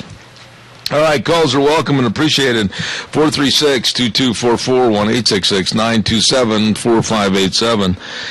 1-866-927-4587. The biker gang in New York, this is kind of turning into a big deal. I think maybe Gina has information on that too. Have you been reading about this biker gang in New York? No. Well, now, we heard 2 weeks ago, remember when they assaulted a family of a little 2-year-old girl and the husband and wife? Yeah. It gets bigger than this. Really? Now it's coming out that these same biker gangs, they literally go into sections of New York City and they try to close the streets down and chase people down the street that are pedestrians and just tie traffic up by lining up in front of stoplights, and they won't let the traffic go. A news reporter for Fox News had to sit through 4 traffic lights before they finally let anybody go through the intersection. And you know why they're doing it? They're using the roads as stunt trails. It sounds like a bunch of young thugs, honestly, because this is I've known a lot of bikers in my day, and this is not the way they are. Oh, I agree with you. Not the way they are. But they're not all young punks. A lot of them, and as a matter of fact, they know of at least 7 that are New York City police officers. You're kidding? No, I kid not, my fair maiden. Oh. And they're off-duty cops, and 2 of them in this gang originally 2 weeks ago, they were in the gang that assaulted that family. And I'm telling you... I found the story. You found the story. So you know I'm telling you the truth. Yeah, an undercover New York detective was arrested on Tuesday for his alleged role in the attack on the SUV driver who was chased for miles. Wow. You know, and here's the thing. I said it on the air the other day, and as right as rain, somebody called me on my cell phone after the program and criticized me for my remark of saying, if I were that family man, and my van or my SUV was being assaulted and they were trying to get at me and try to get at my family and my 2-year-old daughter, I would have done just what he did and literally not have any caring at all about who or what I ran over to get out of there. And people call me, oh, you have no value of human life. Yeah, I do. Mine, my wife, and my child. Exactly, and that's, you know what, we are here to protect our family, and if we just, by no fault of our own, get into a very dangerous situation, what is our first thought? Amen. Get the heck out. That's not what you were going to say originally, but it came out well. Thank you. And so, I would have done exactly the same thing. I would have ran over whoever is in front of me. If they're trying to attack me, I'm sorry, but they're going to have tire treads on them. You know, and the thing that gripes me about this story, and it's been kind of taken off page 1 a little bit, and that's unfortunate, is that the wife and family of the biker that was run over, and he may become a paraplegic, they're playing the heartstrings of the news media right now, saying how devastating this is going to be to their family and how devastating it's going to be to their future income and how they want to pursue charges against the driver. And I say throw the case out of court. This man that was on the bike did everything he could to perpetrate the crime, and he paid the ultimate price by a severe injury. That's his problem, not this SUV driver's. Stupid is as stupid does, and man, he did something stupid, so he's going to have to pay the consequences for the rest of his life. You got it. And honestly, the victim shouldn't even have to pay a dime. But you know what? You know as well as I do, it's going to really damage that family. The stress, the worry, and the possibility of having to go to court, the money they're going to have to spend on attorney's fees and everything else, it could absolutely be devastating for these folks, and my heart goes out to them with sympathy. Amen, and this is the one thing that I hope is happening. I'm hoping that there is a credible and upstanding lawyer in the New York City area that will actually take on this case pro bono. I hope so. Hey, don't forget Scouts CarQuest Centers. You better believe it. Auto and truck parts. Scows, Rupert, Hayburn, and Burley. Since 1949, they've been serving you because every detail matters. That's right. And I talked to you the other day, and somebody called me after the show, and they said, do they really have the Mahindra tractors? And I said, yeah, they do. 0% interest for 84 months on all models, plus a power package rebate of $500 for all models, and discounts up to $3,000 at Scows. That's right. Scows CarQuest Center in Rupert at 323 East 8th Street and Highway 25 in Rupert. The Scows CarQuest of Burley at 518 Overland in Burley, and Scows Truck Center in Hayburn at 360 South 400 West I-84 exit 211. Wow. They've got everything for your vehicles, and right now they've got all the oils and they've got all the antifreezes, everything. You check it out where every detail matters. At your Scows CarQuest Centers. Nice people. Tomorrow, Wednesday, is the answer man for Scows, and that's Jeff Poole. He's going to be on the air. So I've got a whole bunch of questions that have been faxed in or emailed in. You be sure and send yours in. We'll see if we can't stump old Jeff. Okay, that's tomorrow at 9:30. Let's see, what else have I got here real quick. I want to remind you, too, about Let's Ride. Oh, my goodness sakes, Highway 24 between Rupert and Burley. Get your motor running. You better believe it. Open Tuesdays through Saturdays from 9 to 6. Let's Ride. Oh, boy. It's time to clean house over at Let's Ride, and that's what they're doing. They're cleaning out all the generators, the lawnmowers, the power equipment. Great prices, great low prices. And also, it's time to think snow. And they've got a whole bunch of brand new snow machines coming in for 2014, and they're saying, come on over, check them out. And all the new models for 2014 ATVs, And you better get your watercrafts winterized, too, before it's too late. You don't want them freezing up so the next summer you go, oh, darn. Anyway, check it out at Let's Ride, Highway 24 between Rupert and Burley, where the fun is sold. Really good folks over there. Okay, we've taken care of that, and I know in just a few minutes we're going to have Jeremy Tedesco on the program. I want to remind you, too, to sign up for Cow Pies and Coffee Cups. And if you haven't signed up yet, do it at once. All you have to do is go to zebbell.com and give us your email address, or you can send me your email address at my email, zebbattheranch@hotmail.com, and we'll take care of it. This week, the prizes for our drawing on Thursday include a beautiful travel bag from Valley White Home and Ranch, along with coffee mugs from Valley White Home and Ranch, and inside the bag also a $50 gift certificate to Sportsman's Warehouse, 1940 Bridgeview Boulevard in Twin Falls. So a power-packed prize for this Thursday. Don't you forget to get registered for Zeb Bell's Cow Pies and Coffee Cups. Let's check with Gina and see if Jeremy Tedesco's on the line. I just got him. That a girl. Thank you so much.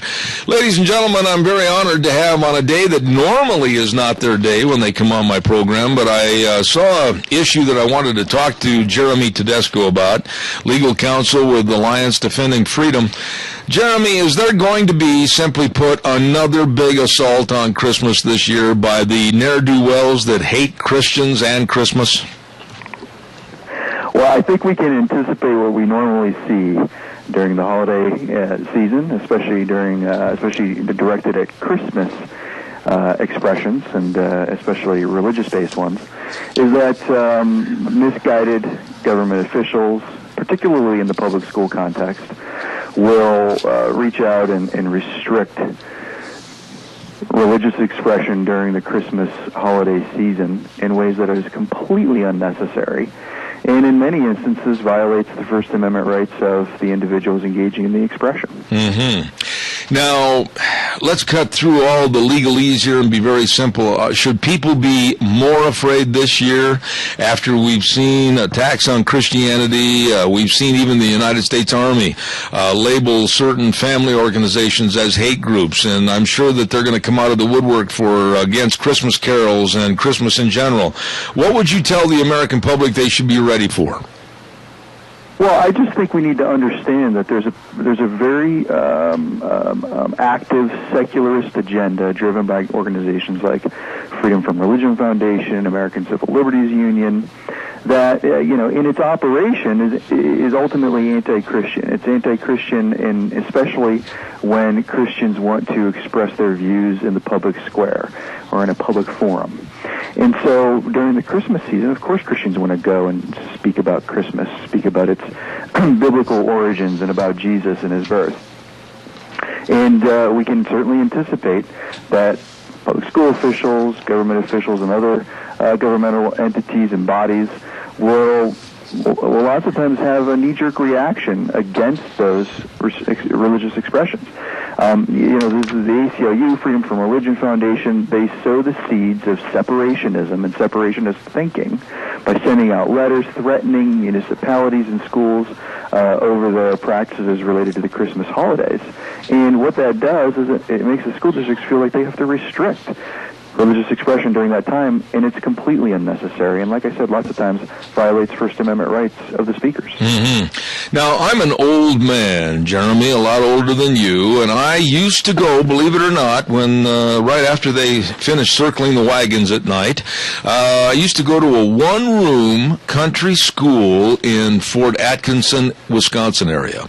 And every year, Mrs. Kilt's our teacher, we organized, starting on about the 1st of December, a great big Christmas pageant. And we had all the little skits, and we had all the songs of Christmas, and then we had some novelty songs and everything. And we always ended the course with Silent Night, with everybody holding candles, and then we'd all disperse and go back to our homes. Well, there was nothing wrong with that. Why is there such a hatred for that kind of thing? It's the advancement of the secularist agenda. Groups like the ACLU and I think a lot of folks in our culture have just taken on the point of view that religion's only place is in the four corners of your home and in the four corners of your church on Sunday. And that's it. And outside of that context, it's going to offend somebody inevitably, and because it may offend someone, it has to be eradicated from a public square. It has to be eradicated from public schools. It has to be eradicated from public streets and sidewalks.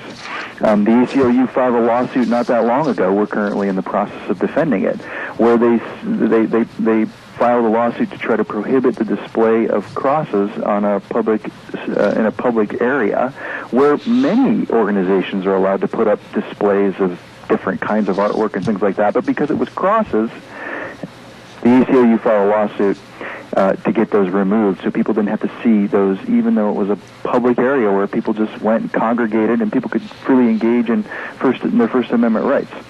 So you have to understand that's just a good segment of our culture today, for whatever reason, has bought that and think that that's the way this ought to operate. And so we're up against that, and we see it happen. Like I think what prompted your call to us was up in the Wausau, Wisconsin school district. Their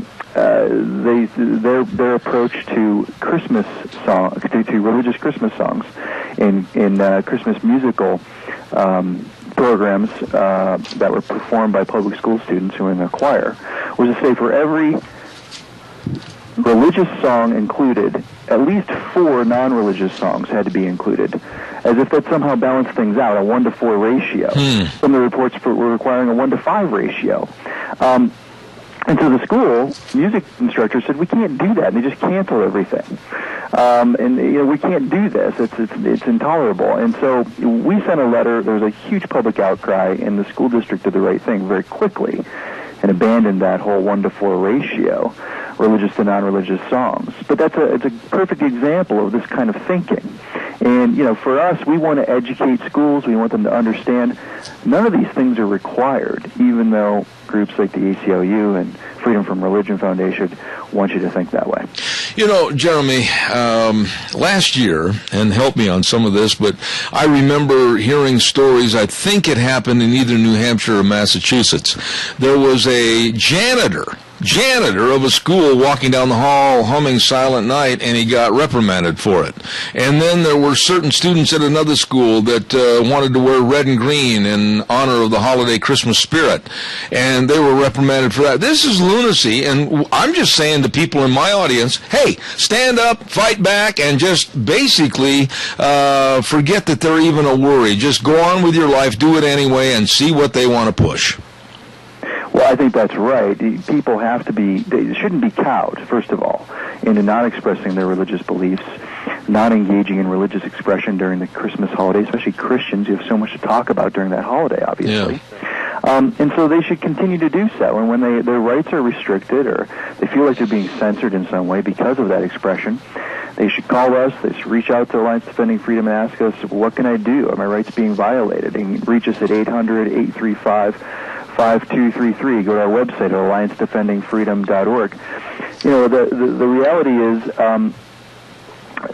you're going to run into that kind of opposition if you stand for your faith and express your faith freely in public, and those things are inevitably going to come. I think we have to be willing to fight for our rights, because at this point in time, if we don't fight for our rights, we're going to continue to lose them. Absolutely. Because every time we don't stand up and say, I'm going to draw a line here, I'm going to defend my right to free speech or to exercise my religion as I see fit, if we don't do that, we lose those rights immediately. Okay, so to sum up, going into this Christmas season and the not too many days ahead, you can, on behalf of your school, have Silent Night or Hark the Herald Angels Sing. You can do it, and you don't have to be cowed into submission, right? That's right. The courts are very clear, by the way. I mean, in this situation up in Wausau with this school district that was trying to restrict religious songs during Christmas music concerts, the courts are very clear. There's nothing illegal about including sacred music during Christmas performances. There's no proselytizing. There's no, the point of this is not to promote or to make people change into their religious beliefs. It's to celebrate the holiday and to challenge the students with challenging music that's difficult to perform. And some of the most difficult arrangements of music are classic Christian Christmas songs. Mm-hmm. And so the courts have uniformly said there's nothing unconstitutional about including those kinds of songs in Christmas musical performances put on by public school districts, and the schools should continue to do so without fear. And if I want to dress up in the colors of red and white as a candy cane and there's no dress code that I have to adhere to, I can do it, and the big bad principal can't make me change, right? That's right. You can wear Christmas colors. You can put Christmas messages about the birth of Jesus Christ on your T-shirt. You're right. As long as there's not some dress code that prohibits everyone from engaging in expression on their clothing, you should be able to do that. I mean, the bottom line is you have the same right as anybody else at your school as a student to wear clothing bearing messages that reflect your beliefs. But other students can do it, you can do it. Absolutely, but they, being the left and the ACLU, they will try to scare people and say, we're going to take you to court, we're going to sue you, you're going to be living in a Coleman tent. They just try to scare people, but really there's no basis for their threats. You're right. Most of the time these threats, there is no basis to them. What happened in Wausau, there was no threat from Freedom from Religion Foundation, but the constant drumbeat by those kinds of groups about the requirement that there be separation between church and state and all these kinds of things results in school districts doing exactly what happened up in Wisconsin. 1-to-4 ratio for religious to non-religious songs in a Christmas concert. Those are the kind of irrational decisions you see because of this drumbeat of separation pounded by these leftist groups. And so we just, it's very important for us to understand what our rights are as Christians, but also, like we did in this case, educate the school districts so they understand there's nothing unconstitutional about this at all. And you can even call it a Christmas concert. It doesn't have to be a holiday concert or a winter concert. There you go. See, that's why I have the best people on this program. Jeremy Tedesco with the Alliance Defending Freedom. He told it like it is. And by the way, if you're looking for another candy cane costume, I can get you one in a medium. I've got the extra large. Send it my way. See you later, Jeremy. Thanks much. Take care. God bless. What a nice man. And you don't have to be scared. You don't have to shake and tremble in fear. You don't have to change your program. You don't have to go, oh, why? We can't sing Silent Night. Or we're not allowed to sing Hark the Herald Angels Sing. Yes, you are, and yes, you can. These liberals are nutcases. And they're just going to try to pull the wool over your eyes and scare you. You can do it legally and by our Constitution. School administrators, wake up, smell the coffee. You do not have to be cowed. You do not have to be afraid. I thought I would put that on this morning, way in advance of the Christmas season. Even though I know some of the educators will crouch in fear in the corner by their desk and say, we're going to cancel the whole pageant. We can't do this. Yes, you can. Stand up, be John Wayne for a change. Okay? Calls welcome, 436-2244, 1-866-927-4587. Excuse me. Next Thursday, I'll tell you a little bit about next week, and Gina's aware of this. On Wednesday of next week, I will be gone next Wednesday. Wednesday only, the 23rd. Sharon's going to have to fill in along with Gina. I've got to go to Salt Lake City. Okay. Now, the next day, the 24th, I will be back. And that's also Lunch Bunch Day on the 24th at Perkins Restaurant and Bakery at 800 North Overland in Burley, and at Perkins, where they believe in being best buds with your taste buds. So please don't forget that Lunch Bunch next Thursday. Next Thursday at Perkins. Great place to eat, great place to be. They're open 6 a.m. to 12 a.m. every day, and oh man, have they got a bakery department there? Love it. Great food. Perkins Restaurant and Bakery, 800 North Overland in Burley. Good morning, caller. You're on the air. Good morning. Just remind your listeners that the ACLU was founded almost 100 years ago by a fellow by the name of Roger Baldwin. Mm-hmm. Roger Baldwin was tied to every communist, anti-American group that you could possibly name. And their whole agenda has been to destroy the moral fabric of this country, and you'd have to admit they've largely succeeded. Yeah, but you know something, Adrian? You know me well enough that I'm not going to be cowed into being told, no, I can't do something. I'm seriously thinking about getting a group of people together and going around singing all the traditional Christmas carols. If I want to, I'm going to stride right up to the courthouse lawn. If I want to, I'm going to stop at the bank. If I want to, I'm going to stop in the city park. They can't stop me. Well, you've got the attitude that we all should have, that's for sure. And like I say, I grew up in a small community, much like Murtaugh over there. And, when we put on a Christmas cantata, I mean, it was every grade. Of course, we had all 12 grades in the same building. And so we put on one heck of a Christmas program for the community. Every grade was involved at one, and it was just such a spiritual feast to be able to do that. Absolutely. And and I think that from what your last guest said, that still could be possible. But everybody's cowed down to what they think they can't do. Absolutely. You hit it right on the head. I've got to do a weather forecast, but Adrian, I appreciate your call. And caller number 2, don't you dare hang up. I'll be right with you right after we have this weather brought to you this hour by Red's Trading Post, 203 5th Avenue South in Twin Falls with Ryan Horsley and the rest of the crew. They'll give you top dollar for your used guns, and check with them regarding all your ammunition needs. And they've got new shipments of ammo coming in every day. Don't forget Red's Trading Post in historic Old Town Twin Falls since 1936, 203 5th Avenue South in Twin. Here now, Michael Rogers weather.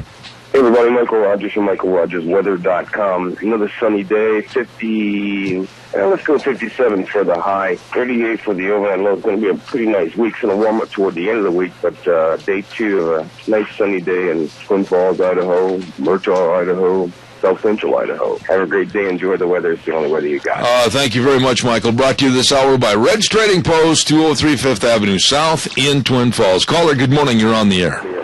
Good morning, Zeb. It's me again. Yes, sir. Anyways, I think you know me. The easiest and fastest way to get me to do something is to tell me I can't, And these people that are saying we can't do this for Christmas, we can't sing this, we can't do this or that, that's just going to make me even more determined to do it. I believe the same way, and thank you for solidifying that fact. I agree with you, my friend. Thank you. Yep. All right. Catch you later, and I look forward to the next time I get to see you at lunch. All right, sir. God bless. Have a good day. The liberal left in this country is depending upon the fact that it's not a fact, depending upon the reasoning that you don't understand the Constitution and that you don't know what your rights are, and that they are going to come out with a smokescreen and they're going to say, well, you can't do that. Why, we'll sue you if you do that. Well, I know you can't sing Silent Night. Why, good heavens, no, you can't have a manger and nativity scene here. Yes, you can. And yes, I will. And I look back at those Christmas pageants that we had when I was in school. Oh, my. Were they beautiful? I still get teary-eyed thinking about them. My great teacher, Mrs. Kilton, you've heard me get very emotional about her. She was the greatest teacher I ever had in all my education system. And she put her heart and soul into all aspects of our Christmas pageant. Whether it was the funny little skits, or whether it was the poems, the Christmas poems, or whether it was the Christmas carols, the songs, or whether it was a nativity story, right there in the school up on the stage. Nobody complained. Everybody knew that Christmas is the reason for celebrating the birth of Jesus Christ. We got away from that. We're being cowed by a bunch of knot-headed liberals that want to destroy religion. Fight back. Stop turning the cheek all the time. It's time to stand up for your beliefs, for heaven's sakes. Calls welcome, 436-2244, 1-866-927-4587. A Child's World at 1308 Overland in Burley is one of the co-sponsors of our Cache County School Days on Thursdays, and they just sent us a great big bunch of information. Next week is their annual Christmas in October sale. Wow, it goes right along with what we're saying right now. They're going to have 25% off on all toys, books, puzzles, games, and the sale is next week, Monday through Saturday, October 21st through the 26th. Great quality, and you can also lay away your selections. Aha! All of this at A Child's World, 1308 Overland in Burley. You stop in and see them today. Good morning, caller. You're on the air. Good morning, Zeb. Yes, sir. I remember when we went to school, we had families that didn't believe in Christmas, celebrating Christmas and stuff. They have that right. And they didn't say anything, and we didn't force it down their throat. Yep. We didn't tease the kids or anything. You know, they were our friends. Yep. And we were tolerant of them, and they were tolerant of us. Well, when you have percentages that are over and above and far exceeding way the majority in our favor that want to celebrate Christmas for the right reason, they want to be able to sing Christmas songs like Silent Night. They want to wish everyone a Merry Christmas for the real reason. I'm not going to be stopped by some absolutely knot-headed liberal attorney that's going to walk up and stick his finger in my face and say, "Oh, I'll sue you. I'll sue you." Well, go ahead and buckwheat sue me. I'll see you in court. That's right. That's right. Yeah, their rights ends where my nose begins. You know, why are we threatened all the time? Why have we turned into such a timid society where some little guy with a bow tie and nerdly glasses comes up and says he's going to sue you? Why are we running from these people? Well, they've just been a bully, and we've tried to appease them, and we tried to make them happy and tried not to cause problems. Well, I don't want to make them happy anymore. But have you ever picked on a kid and seen this happen in school, and then eventually the kid had enough and he fought back and he just literally tore those people up, and that's where we're at right now. We Bingo. need to start fighting back. Bingo, you have said it all right there, and that's a great analogy. You know, Christians, they keep saying, well, we got to turn the other cheek, we got to turn the other cheek. Well, I've only got two of them, and I've turned them. All I'm going to turn them. And I honestly think that if Christianity is going to survive, it's time that we stood up and said, I'm sorry there, dude, but no more cheek turning. That's it. Exactly. For evil to succeed, good has to do nothing. That's exactly right. But you know, these people, they'll go to the schools and they'll scare the superintendents, they'll scare the school boards, they'll scare the principal, they'll scare the teachers into, oh, well, we can't do that. I guess we just better have a midwinter solstice program. We won't call it Christmas. Why, we'll cow to these people. You know what? Spit in their eye. Don't step around them. Step over them. That's right. They need to get knowledgeable about the Constitution and the rights and start throwing it back. Just say, no, you can't bully us anymore. I'll bet you a steak dinner. I will bet you a steak dinner that before the day is over, I'm going to have a whole bunch of these bleeding heart liberals, whether they work for the school district or whether they're teachers or whatever, saying, oh, well, Mr. Bell, you just don't know the pressure we're under. Well, you just don't understand. Well, I do understand, and I don't appreciate cowardice. Well, since when is pressure, it's like peer pressure. You know, if everybody's doing something and you're pressured into it and you know it's wrong to do it. There you go. There you go. And by the way, let me be the first to say to you, sir, Merry Christmas. Merry Christmas, and God bless you. Thank you very much. I appreciate it. Calls welcome, 436-2244, 1-866-927-4587. I never could understand why we always run in fear of these people. They don't have a leg and or a court docket to stand on. They're threatening you. Why do we do that? Why do we pay attention to these people? Give me a call. Don't forget, Ramsey Heating and Electric is offering rebates on qualified Lennox home comfort systems. Whether it's a gas furnace, air conditioner, or a heat pump, you and your family will enjoy the comfort. Call them at 678-0459 and learn how Ramsey Heating and Electric can save you money. At Ramsey's, they sell warm winters and cool summers like they have for over 57 years. Good morning, caller. You're on the air. I can only talk for a second, but I want to say something about what you were talking about Christmas. What was the advertisement that you ran just before you started this discussion? Get ready for Christmas. and that's how people get your attention. It's all about Christmas. Isn't it amazing? Well, it is all about Christmas, and you know something? I know I just figured out who this is, but you tried to hide your voice on a cell phone. That's shameful. How dare you? I'm on the cell phone, and I'm in a truck. So. But no, I think you agree with me that the American public in general is being cowed by the liberal left, and they're bowing to their threats. They're bowing to the throne of liberalism, when in essence they should kick them like a football between the goalposts. The trouble is that so much of the American public are liberals, and they're willing to accept anything. Yeah. Unfortunately, and you're that right. makes me sad. And I'm going to extend the same to you as I did the other gentleman. Merry Christmas. Merry Christmas to you, and a lot more Christmases ahead. Oh, God bless you. Thank you so much. Bye. What a nice lady right there. Don't be cowed. Don't get worried about these people. You know, if you want to have a Christmas pageant and you want to go around caroling and everything, and some jughead walks up to you and says, well, I can't have you singing Silent Night, well, I'll soon just say, well, gosh, I hope you got a good attorney. Have a Merry Christmas. Walk on by. Just keep doing it. Walk on by and just keep doing it. They do not have a leg to stand on.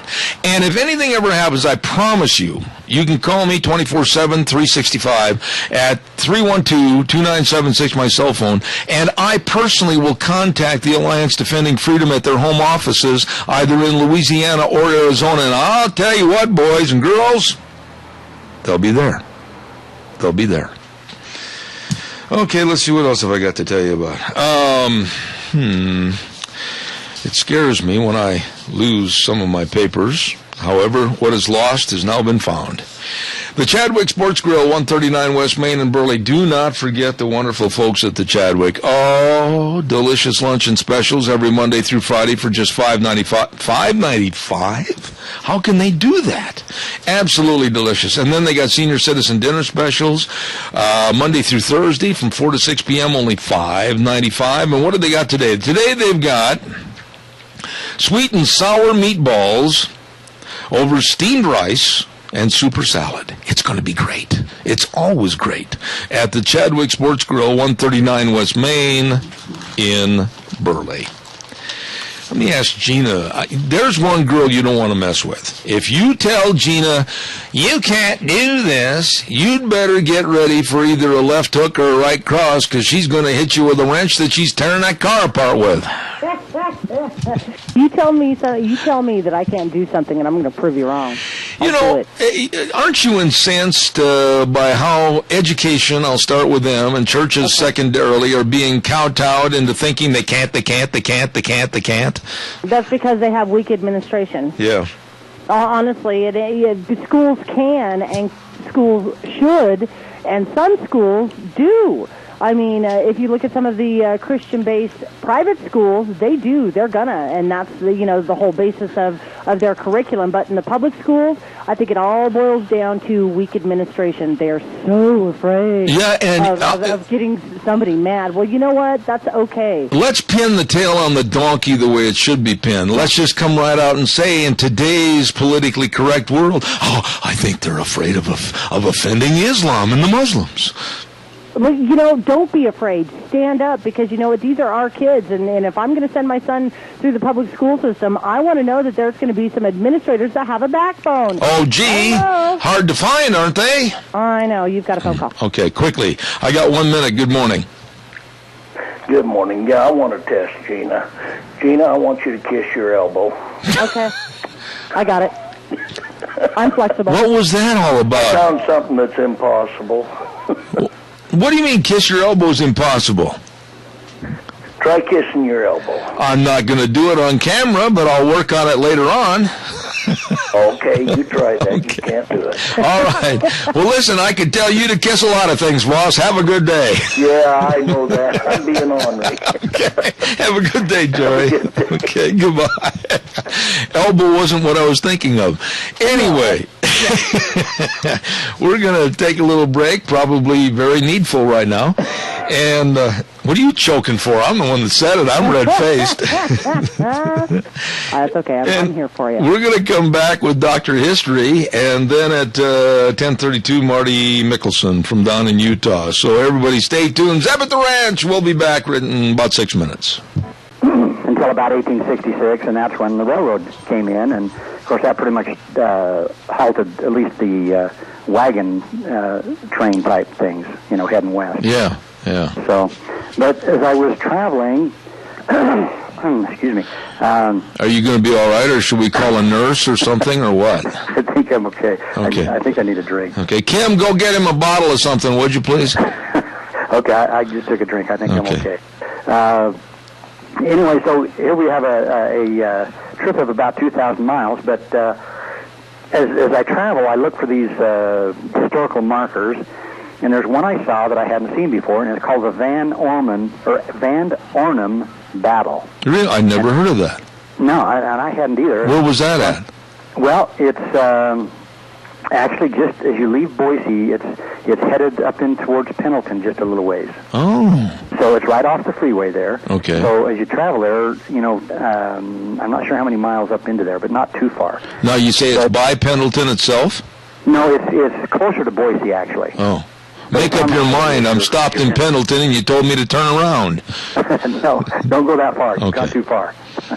But this happened September 9th, 1860. Okay. There was a guy by the name of Elijah Otter, and he was leading some migrants on the Oregon Trail. They were attacked by a group of what they think were probably Bannock and Boise Shoshone Indians. Mm-hmm. And in spite of the settlers' attempts to get along with the Indians pretty well killed nearly the entire migrant party and drove off their livestock.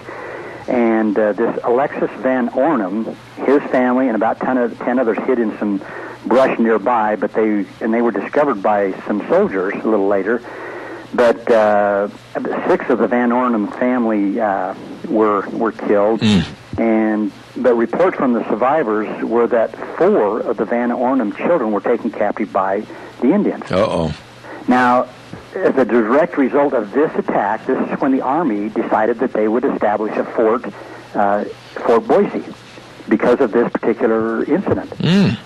So that's what caused the formation or the building of the Fort Boise along the Oregon Trail. Well, how come the soldiers just happened to show up if there wasn't an existing fort up there already?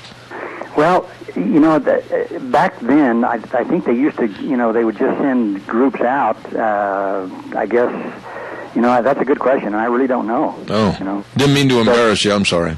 That's okay. Well, anyway, there's another guy named Van Arnhem. The yak story, too.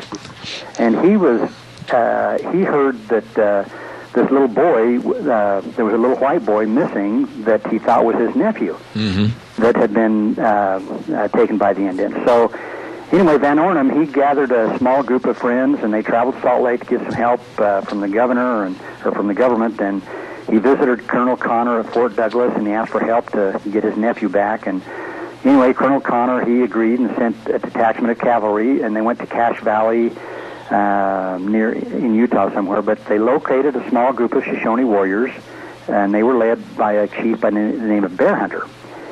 Well, so Van Arnhem and the cavalry, they followed the Shoshone, and they finally caught up with them, and a battle ensued, and so between the Shoshone and the U.S. Army, it lasted about 2 hours, and after the Shoshone established a pretty good defensive position, finally this chief Bear Hunter, he signaled a surrender, and he climbed up on a foothill and waved a flag of truce. And anyway, together with about 20 of his people, this chief Bear Hunter was taken prisoner and transported to the soldiers' camp.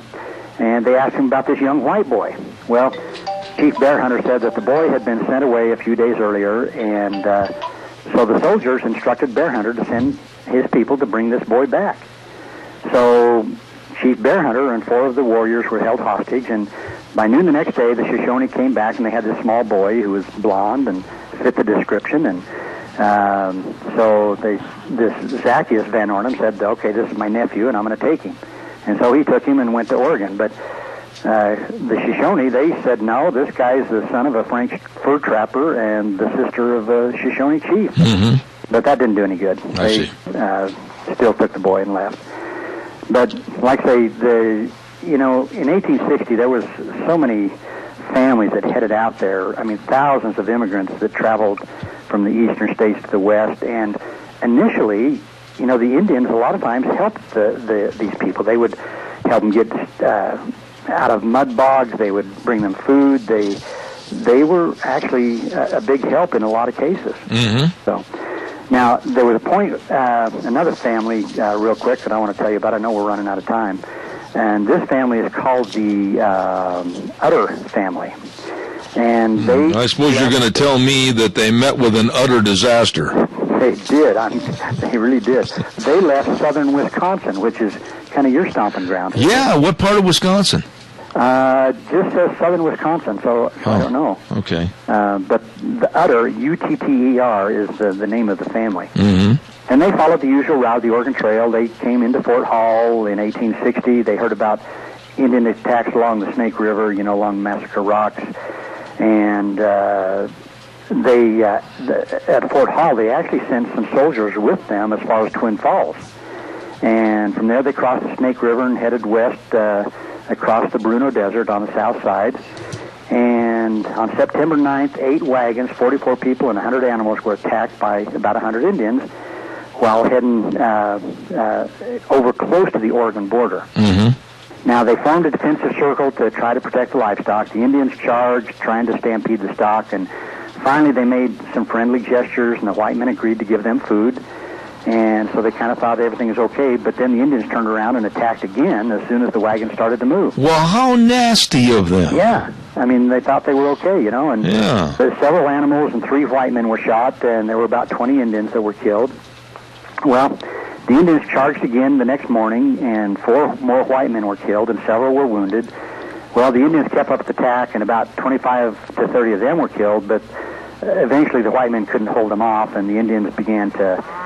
They kind of drove them out of the wagons and started ransacking the wagons, and anyway, this Mr. and Mrs. Utter and 4 of their children were killed, but there were 27 survivors that hid a short distance away. And so the next morning, these immigrants continued west on foot, and they rested during the day and traveled at night, and they had no food. And if you've been across that area, there's nothing. Absolutely. Hey, we've got a caller with a question, and I'm going to interrupt you just right there so they can ask their quick question, and then we'll go on. Caller, make it short and sweet because I want to hear the rest of the story. Go ahead real fast. Okay, Doc, the answer to that, miles per hour on that 51, 445 miles per hour. Okay. I knew it was big. Just to watch him fly, I tell you what, I could tell he was moving pretty good. Okay, well, we go from flying at 400 and whatever miles per hour back to the India attack. Ladies and gentlemen, here we go. All right, so these people rested during the day, but they traveled at night, and like I said, they had a little food, and they actually killed their dogs and ate them, and eventually they reached the Owyhee River in Oregon, and they managed to shoot some ducks and geese and capture some frogs and lizards for food, and then the Shoshone showed up and traded. Oh, boy. No, this was good. They traded actually fish for guns. And ultimately, though, several of the younger children died of starvation. And you've heard of the Donner Party? Yeah. Well, unfortunately, this happened here, too. The survivors ate the bodies of those that passed away. What time of year was this? This was actually September, so, it really wasn't, September, October. Oh, my. I could understand it in December and January and February, but not then. Yeah. Wow. Well, there's a guy named Henry Schneider. He was an ex-soldier from Fort Hall, and he was with this group, and he actually left the group, and he made his way to the Dalles and sent word, and some Army troops sent from Fort Vancouver, and they dispatched supplies to where they thought the survivors might be, but they didn't find them. They couldn't find them. So about a month later, October 19th, the scouts found 2 of the survivors. That's all left of the 27. Oh, my goodness. And they were basically, they were skeletons, basically, with, hardly any clothing or food. And, so that's the Utter train and the Van Ornum wagon train. Wow. The men disaster along the Oregon Trail. Now, You say they traded guns for food with the Indians, right? Uh-huh. That doesn't seem like a real smart trade, that they could have used the guns to maybe shoot deer or elk. You know, you would think that, and again, you know, just looking at the map of where these people were, you know, when I was coming across, we left Bend and drove all the way through Burns and over to Boise. That is a desolate area. Yeah. It's, you know, there's just not a lot across there. I mean, you run across a few, you know, you get to some areas where there's hay fields and stuff like that, but for the most part, it's pretty desolate. Yeah, but to turn into cannibalism in September, late August and September, that doesn't strike a chord with me. Well, and you know, as we've told a lot of stories across, you know, over the years, there's times when you've got to wonder about the survival techniques, or if you want to call it that, or instincts of some of the people. Yeah. I mean, some of them, they just didn't. I don't know. Didn't seem to think very straight, in my opinion. You know, I don't know. Maybe we would have done the same thing that they did. I don't know. Well, you know, like if you're going to visit with the Indians, you would think that Dr. History, with his very astute mind of figuring problems out, you would have walked up to the Indian chief and said, "May we please reside in your wiki-ups with you and help share what we have with you if you'll help us live through a certain point of time with maybe the trapping of beaver and the shooting of elk and whatever. Make a deal with them. Just don't give them your guns and then sit there and eat a doggone onion and that's all you get." Well, and again, why not travel with them if they're traveling? Bingo. The Indians know where the best hunting and fishing. They know where the water is. They know where the shelter is. Yeah. Exactly. You know, if they were friendly, why not use it? Just say, "Hey, can we travel with you? You know, until we figure things out." You know, maybe you ought to make up a book. Write a book about we'll start it like Letterman's Top 10. The dumbest people on the Oregon Trail. The top 10 dumbest. Well, I told you the story of the dumbest stagecoach robbers. They're the ones that robbed the stage, and they took off, and they got lost, and ended up getting caught. You know, really, though, of course, now, we didn't live in those times, and when we get hungry, we can go into a drive-in and get a cheeseburger. But when you think about it, you just kind of wonder what their thinking was as to why they didn't, if the Indians were friendly, why not employ them or work with them and their friendliness and get through your hard times? Yeah. But, you know, as I've read various stories on survival, when you start, if you don't have water, if you start dehydrating, when you don't have food, then scurvy sets in. If you don't have the vitamin C. I mean, there's a number of things that would affect your thinking process to the point where, you know, you hear stories of people where they, especially lost in the snow or different places, they'll take off their coat, they'll leave their boots behind, you know, so I'm thinking that, you know, maybe these people just were not thinking straight. Yeah. Well, they could have shot that yak. Could have eaten that yak. Well, you did it again, Dr. History, and I'll tell you what, it's good to have you back. I missed you last week.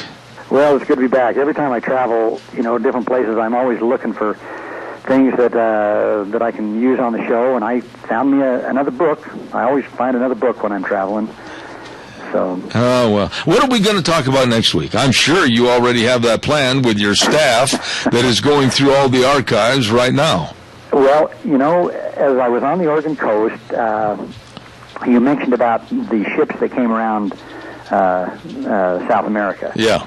And I've got a book that talks about some of those stories of the ships and the people and the shipwrecks, if you want to call them, that took place on the Oregon coast. And, you know, there's some horrific storms, of course, that get across there. And, you know, so I've got a book there, and I may just look through that and see if I can find it. Where did they quickly, I've only got a minute left here, but where did they land? I mean, what port did they try to land at, or where did they try to let the passengers off their ships? What was it, Depot Bay? Where was it?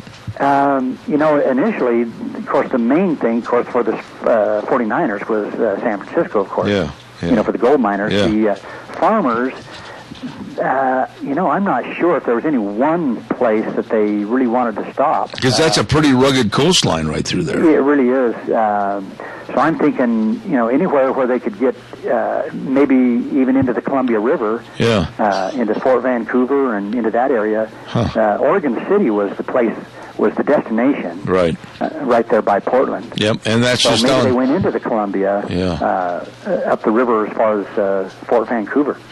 Well, I've wished everybody else a pre-Merry Christmas, and I'm going to do the same with you. Pre-Merry Christmas to my dear friend this morning. Well, thank you. I actually bought something for you, but I may save it for you for Christmas. Oh, come on. Give me a little clue as to what it is. Oh, I think you'll like it. It's just something that you might want to say on your radio show. It's a piece of Tillamook cheese. No, you can get that here. Oh, okay. Well, listen, God bless you, and tell Kim she did a great job of helping you. And I'll tell her. Okay, God bless. We'll see you next Tuesday. Okay, you have a good day. Thank you much. Dr. History. Boy, that guy, just a super guy, Dr. Ken Turner, and just really appreciate him for all of his effort, Dr. History. A lot of people like to listen to him. I'll guarantee you I'm one of them. Once again, don't forget that the Sportsman's Warehouse $50 gift certificate, along with a beautiful travel bag and coffee mugs and everything else, compliments of Valley White Home and Ranch. That's going to be our next gift this week to be given away for Cow Pies and Coffee Cups. You better get signed up. Cow Pies and Coffee Cups. And next week, let me give you a little bit of a teaser. The grand prize is going to be a set of tires. Woo-hoo! I'll be back in 6. Don't go away. And now back to Zeb at the Ranch on AM 1230 KBAR. To reach Zeb, call 436-2244 or toll free 1-866-927-4587. And now, here is Zeb Bell. Oh, welcome back, and don't forget the Drift Inn at 545 F Street in Rupert. Oh, on Thursdays, they've got a home-cooked meal at 5 o'clock in the evening till closing, made by Chef Dave Haley. It's fantastic. And also live music on Thursday evenings. Oh, it's wonderful. And they've got banquet facilities and outdoor dining available if you want to sit outdoors right now. Go right ahead. A little chilly out there. Lunch at 11 o'clock till 5 p.m. Monday through Saturday with daily specials. You're going to love this place, I guarantee you. Drift In, 545 F Street in Rupert. You stop over and see them today. Oh, Gina,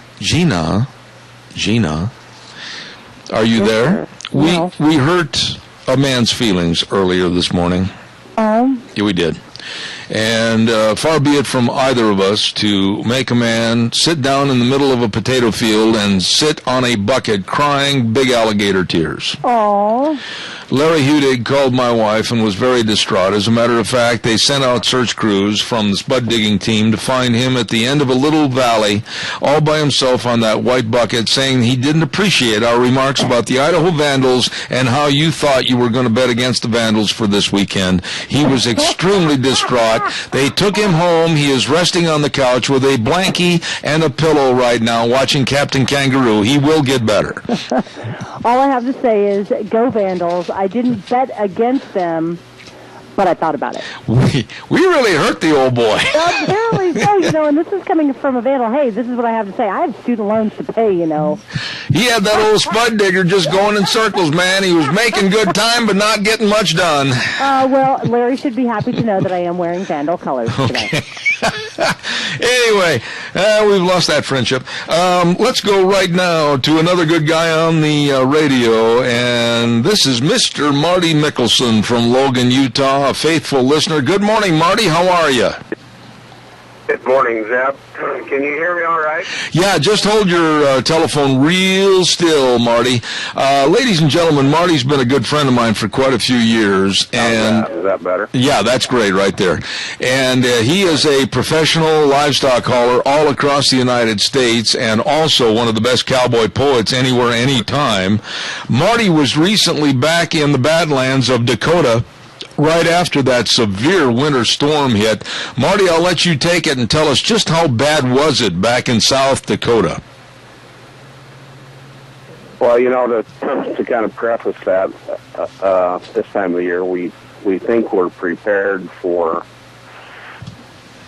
things like that. And, you know, the 1st of November we throw new tires on, you know, studded snow tires and things like that, and throw the chains in. And we've been stranded in Cheyenne, we've been stranded in Laramie, and, you know, across Wyoming, and then Colorado and Montana and that. But always for, you know, maybe they shut the freeway down for 12 hours, and, you know, you just plan on huckering down for the night, and then in the morning you get going. And we ended up in Buffalo, Wyoming, kind of on the edge of that storm. And I'm talking the edge, and they only had 30 inches of snow in Buffalo. In the Dakotas, they had 45 to, you know, 50 inches, and it was just unbelievable. We sat, you know, 2.5 days. Finally, when they opened that freeway up, they opened it westbound. They said, you know, the 90s open west.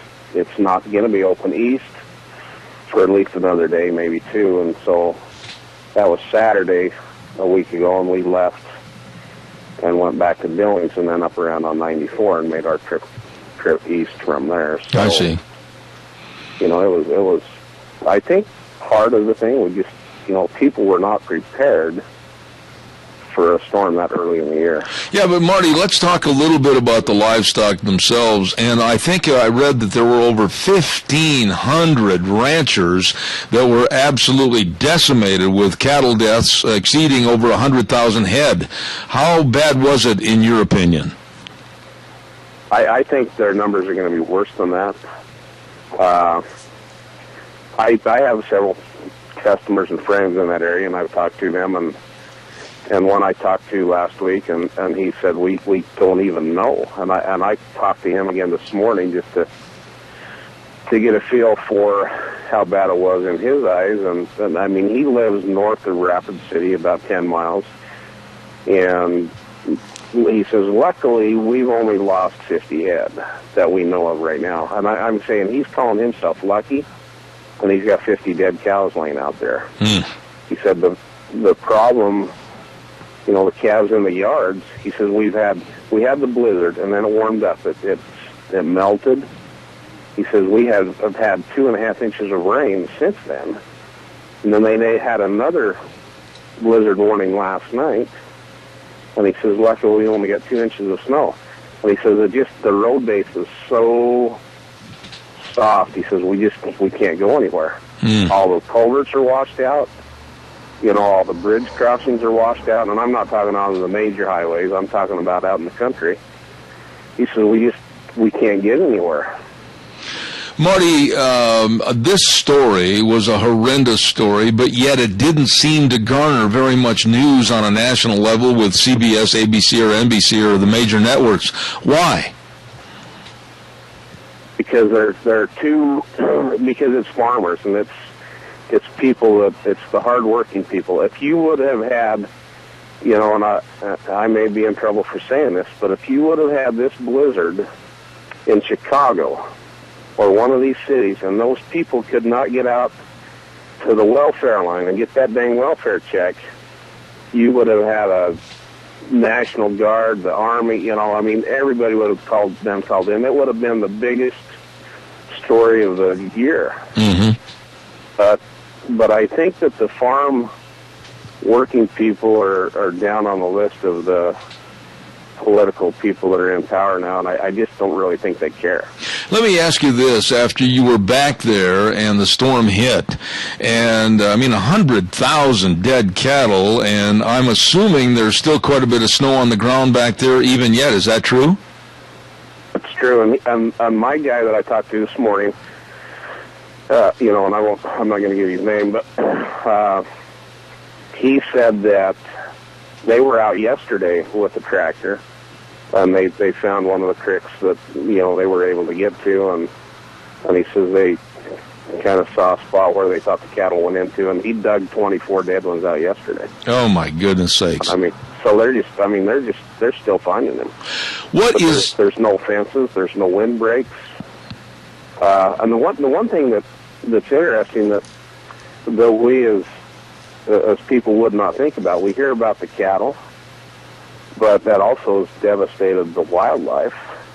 he said pheasants, birds were laying everywhere. He says there's so many dead birds and pheasants, and he says there's dead buffalo. You know, he says you would think a buffalo could survive that, but he says they couldn't. Now, Marty, what about federal funds, or how is it going to be handled as far as cleaning this mess up? When you're talking 100,000 head minimally of livestock laying there dead, plus all the dead animals, the wildlife, the deer, the buffalo, etc., and then all the restoration of the fences and everything, holy smokes, the way the ranching industry is, I don't know how they can support that bill all on their own. Well, they can't, and you know the governors are going to have to step up and and apply for federal funds or something. But it's the biggest disaster that I know of. They said that. Well, and I asked the guy. I said, well, describe it.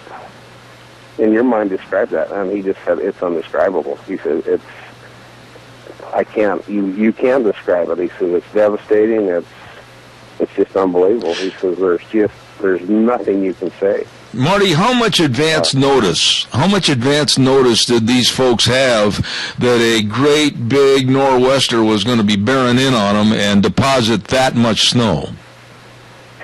I don't think they had any notice. I mean, they may have known it was coming in, and I don't think they knew the severity of it. I don't think the National Weather people knew.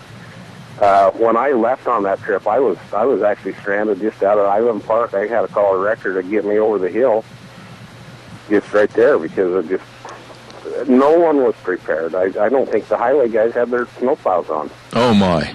And I don't know that for a fact, but it just took too long for anybody to show up. I was there on an 8-mile stretch. It took me 4 hours to get over the top. How big an area, Marty, land-wise, did it cover, this devastating blizzard? How big an area was concentrated with that storm? Well, I was in Buffalo, is where we were at, and from Buffalo and then Sheridan, there was, they had that interstate closed, and it went from there all the way to Muldrow, which is halfway across the state of South Dakota, all the way north. There was a little bit in the North Dakota, and then in Nebraska. So it's 200 miles to Muldrow. So I would say I would say 300 mile radius. Well, what this does, and it just kept coming and coming. They had 2 days of solid 70-mile-an-hour winds. It was just relentless. Oh, no, my goodness. Now, Marty, was there any loss of human life? Were there any tourists? Were there any truckers? Was there anybody that was stranded on the interstate or backcountry roads that their deaths were attributed to this storm? Not that I have heard of, but I've been on the road and haven't followed that national. Well, maybe the national news wouldn't say. There were, where I was at, there were a lot of trucks in there. But, I mean, once you were in there, I mean, you couldn't leave. Nobody could come in. I know there were trucks on the freeway, and the trucks would be okay because they can hop in the sleeper and that. But it was, I would say, so 90 was probably closed for 5 days going east. Oh, my goodness. Out of Sheridan. Or not Sheridan, out of Lake Buffalo. Oh, my goodness. Now, I've been in that area quite a bit, and, boy, the winds and the drifting and everything, let alone the snowfall itself, that must have been horrendous to be trapped back there. I was, in the motel, they lost power. And so when the power was out, at least I went out and sat in the truck and listened to the radio and stuff like that while the power was out in the motel. But, other people probably didn't have that opportunity or ability. Yeah. Well, it was, and when I went in and because I was unprepared on one of the days I was sitting there, I went and bought some new tires to feel more prepared, and I was like the 15th new set of tires that guy had sold that day. Oh, my goodness. He says nobody was from town either. He says they were all from, all travelers. Now, normally, at that time of the year, they don't get that kind of a snowstorm, do they, Marty? I used to live back in Minnesota and Wisconsin, and I had a couple of buddies that had ranches in the Dakotas, and that's kind of an unusual happenstance, isn't it? It is. It's very unusual, and maybe they get an overnight deal like that, but nothing for, just a continuous thing. And so, but one of the big problems, well, it's more than one big problem, but something that I have to deal with now, the people that are alive that have drifted. Now, we're losing you a little bit, Marty. Hold that phone back where you were because we're losing you. Hold it back real still. Okay. Go ahead and try it again. Yes. And somebody keeps trying to beep in on me. But the cattle that have drifted are all mixed. And so they may find some more cattle but it's, I guess at this point there's a good reason for the brand law. Mm-hmm. Because they'll be able to sort them out with the brands. But they still can't get around, I mean, these cattle that are places because of there's all these roads are culverts and stuff are washed out. They can't get to them. Marty, are they dropping hay by use of airplanes or helicopters? Not that I know of. And it's, now that there's, it warmed up, a few days after that it was, 50, 60 degrees. So a lot of that snow on the flatland has melted and gone, which has caused the flooding. Mm-hmm. And the flooding taking out the bridges and the culverts. So, a lot of those places they can probably get the grass, but if they're in the lots and stuff, these farmers have got cattle that are in mud up to their bellies, and they can't lay down, they can't move around. They're just so it absolutely. Besides the weather, they also had no power. Yeah. And so all these people that are on wells and have to pump water to the cattle, they had no way to get the cattle watered. My friend's brother lives in Minnesota, and he hooked on snow machines and come out of Minnesota with snow machines and generators, and they using the snow machines they got in there and put the generators up and got the water pumping. But that's one out of how many ranchers and farmers. Yeah. There's lots. Marty, final thought, and I've got to run and do some commercials, but I want you to answer this. Has there been any legislation proposed? Has there been anything by either the Dakotas or possibly Wyoming legislatures for applying for disaster relief over this horrendous occurrence? Not that I know of yet. I know that there's websites set up that you can donate Nebraska, South Dakota, and I don't know about Wyoming, but I know I've heard those two as I've been driving, and there's another place that can donate cattle. I know he said on that website there was like 16 heifers put together so far, and if we get a load of heifers or a load of cows or whatever out of our area, I'm going to haul them out there for those guys. I'm not going to charge anything to do that. And, wow. Anything we can do to help. It's just if we're waiting on the government, it won't get. I mean, it'll. You know how that takes. I mean, it takes forever and ever to do a government thing. So these farmers are resilient, and they'll come out of it. It's going to take a long time. I tell you what I'm going to do. I know a couple of ranchers back in that area. I'm going to call a couple of my dear friends tomorrow on the program and have them basically voice their opinion as to what's happened. But I want to thank you, my dear friend Marty Mickelson from Logan, Utah. I haven't seen you for a long time, Marty. God's blessings. Drive carefully, and please keep us informed as to what's going on. Would you please? Okay, I'll do that. All right, buddy. Have a good day, everybody in Idaho. We'll talk to you again. All right, thank you very much. This really is surprising. Well, it's not surprising, knowing the news media. But like Marty said, if that was something like that storm hitting Chicago or the Twin Cities of Minneapolis, Minnesota, or Madison, Wisconsin, Milwaukee, Wisconsin, whatever, back in the Midwest, there would have been stories on it 24/7 all the time, around the clock. But all these ranchers and farmers, 1,500 ranchers possibly will be on the edge of going out of business. 100,000 head of cattle dead, minimal. And all the wildlife and all the fences are down. Everything. What a devastation.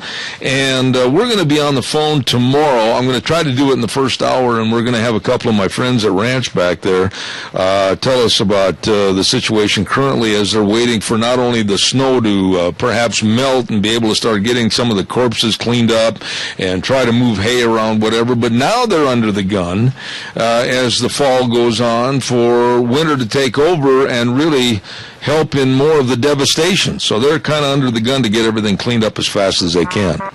Caller, I'll be with you in just a moment. Do not go away because I've got to have a quick weather update with MichaelRogersWeather.com, and it's brought to you this hour by our friends, of course, with Lennox Home Comfort Systems. Don't forget Lennox Home Comfort Systems, gas furnaces, air conditioners, or heat pumps from Ramsey Heating and Electric at 2600 Overland Avenue in Burley. Here now, Michael Rogers Weather.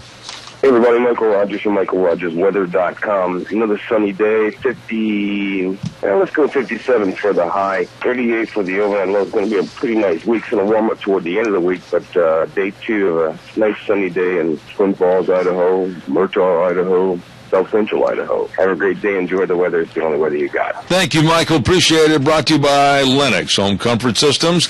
Available through Ramsey Heating and Electric at 2600 Overland Avenue in Burley. Caller, good morning. You're on the air. Yeah, Zeb, I was listening to you and Marty, and the only one I've seen yesterday that you didn't mention anything was Rush Limbaugh. Yeah. He had it on his program. I admire the man for that. So you guys keep it up. Marty, there ought to be more people like you in this world. Well, Marty Mickelson's one of the nicest guys I've ever met in my life, and what he said about doing the donation of the trucking and transportation for free, he meant it. I know him well enough that I absolutely guarantee he will. And I've got a couple of ranch families back in that area that really were hard devastated by that storm, and we're going to try to get Kenny and his family on tomorrow morning in the first hour. So, Al, thank you for your remarks. We appreciate it. Yeah, that sounds about like that storm, remember, back in the 1800s, killed all them cattle in Texas. Yeah, I do remember. I was just a puppy. Well, my friend, thank you for your call. Appreciate it. Okay. All right, God bless you. You know, and I'm going to talk to these folks tomorrow and see if there's anything we can do. It's amazing, absolutely amazing, when you lose 100,000 head of cattle and the devastation that the news just wasn't covering it because, what the heck, it's just agriculture. It's just farmers and ranchers. What kind of a society do we have? Good morning, caller. You're on the air. Good morning, Fred. Yes. Mike. Yes. Say, I've got a good buddy that lives in northern Nebraska and northwestern Nebraska. It's got a big, huge ranch there. He raises those Red Angus. Mm-hmm. We flew together in Vietnam, and he emailed me the other day and said that the people there in Nebraska are going to be hauling a bunch of cattle up to the Dakotas to donate to those ranchers. Really? So it's not total devastation. Yeah, but Mike, the reason I use the term total devastation, I think you'll agree with me, is the news media dropped the ball on this and didn't really highlight the suffering that's going on back there, and we're doing our best to let people know, because if we can help in any way, we will. Yeah, it's quite a deal. I don't know, we need to pray for them. Absolutely. Appreciate your call, and then tune in tomorrow, and I'll see what I can find firsthand from some of my friends at Ranch back there, okay? Okay. Thank you, sir. Appreciate it. Before I go this morning, I've still got time for another phone call, but I have to tell everybody about a great big tire sale going on at your Magic Valley Les Schwab Tire Centers. Oh, yeah. This is their biggest tire sale going on right now this month of October. You better stop into any one of the 7 locations and get your tires now. Like the light truck SUV tire, the Wildcat AT2. What a great tire that is. Smooth, quiet riding. And check out also like the passenger car tire, the Strategy. Oh my goodness, starting at just $89.48, 60,000-mile warranty. All of this along with custom wheels and batteries and shocks and front end alignments, everything. You stop in right now, great big tire sale at all 7 locations with Dave on Blue Lakes and Twin, Mike and Buell, Mike and Jerome, the Twist family and Paul, Lane and Rupert, John on Poline and Twin Falls, and Randy on Overland and Burley, your Magic Valley Les Schwab Tire Centers. Caller, good morning. You're on the air. Yes, these environmentalists are extremely selective because this would have been an opportunity to show that global warming creates extreme weather. But I remember my mother told me that when they lived out north of Jerome in 1949, I think 48, 49, there was so much snow that it was up to the power poles or phone lines. And she says you couldn't even, it was like driving just in a tunnel, not a tunnel, but in a huge, you know what I mean? Mm-hmm. And it was just, it happened, and it was just one of those things, and it's just the way things are, and sometimes you have a perfect storm, and it has nothing to do with anything else other than that. Well, I still, like I said earlier, I'm going to try to talk to some of my friends tomorrow in the first hour as to what they possibly might need, any kind of help we can give them, whatever, because I know phone service and electrical power, like Marty said, has been limited back there because of the devastation of the storm. But we'll call them and see what we can do to help them, because these people, I just think that the best people in the world are agricultural people, and we'll do all we can to help. Well, just like that, whoever it was said that the last thing they wanted was FEMA around. So, yeah. Thanks, Jeff. See ya. Thanks, buddy. Appreciate it.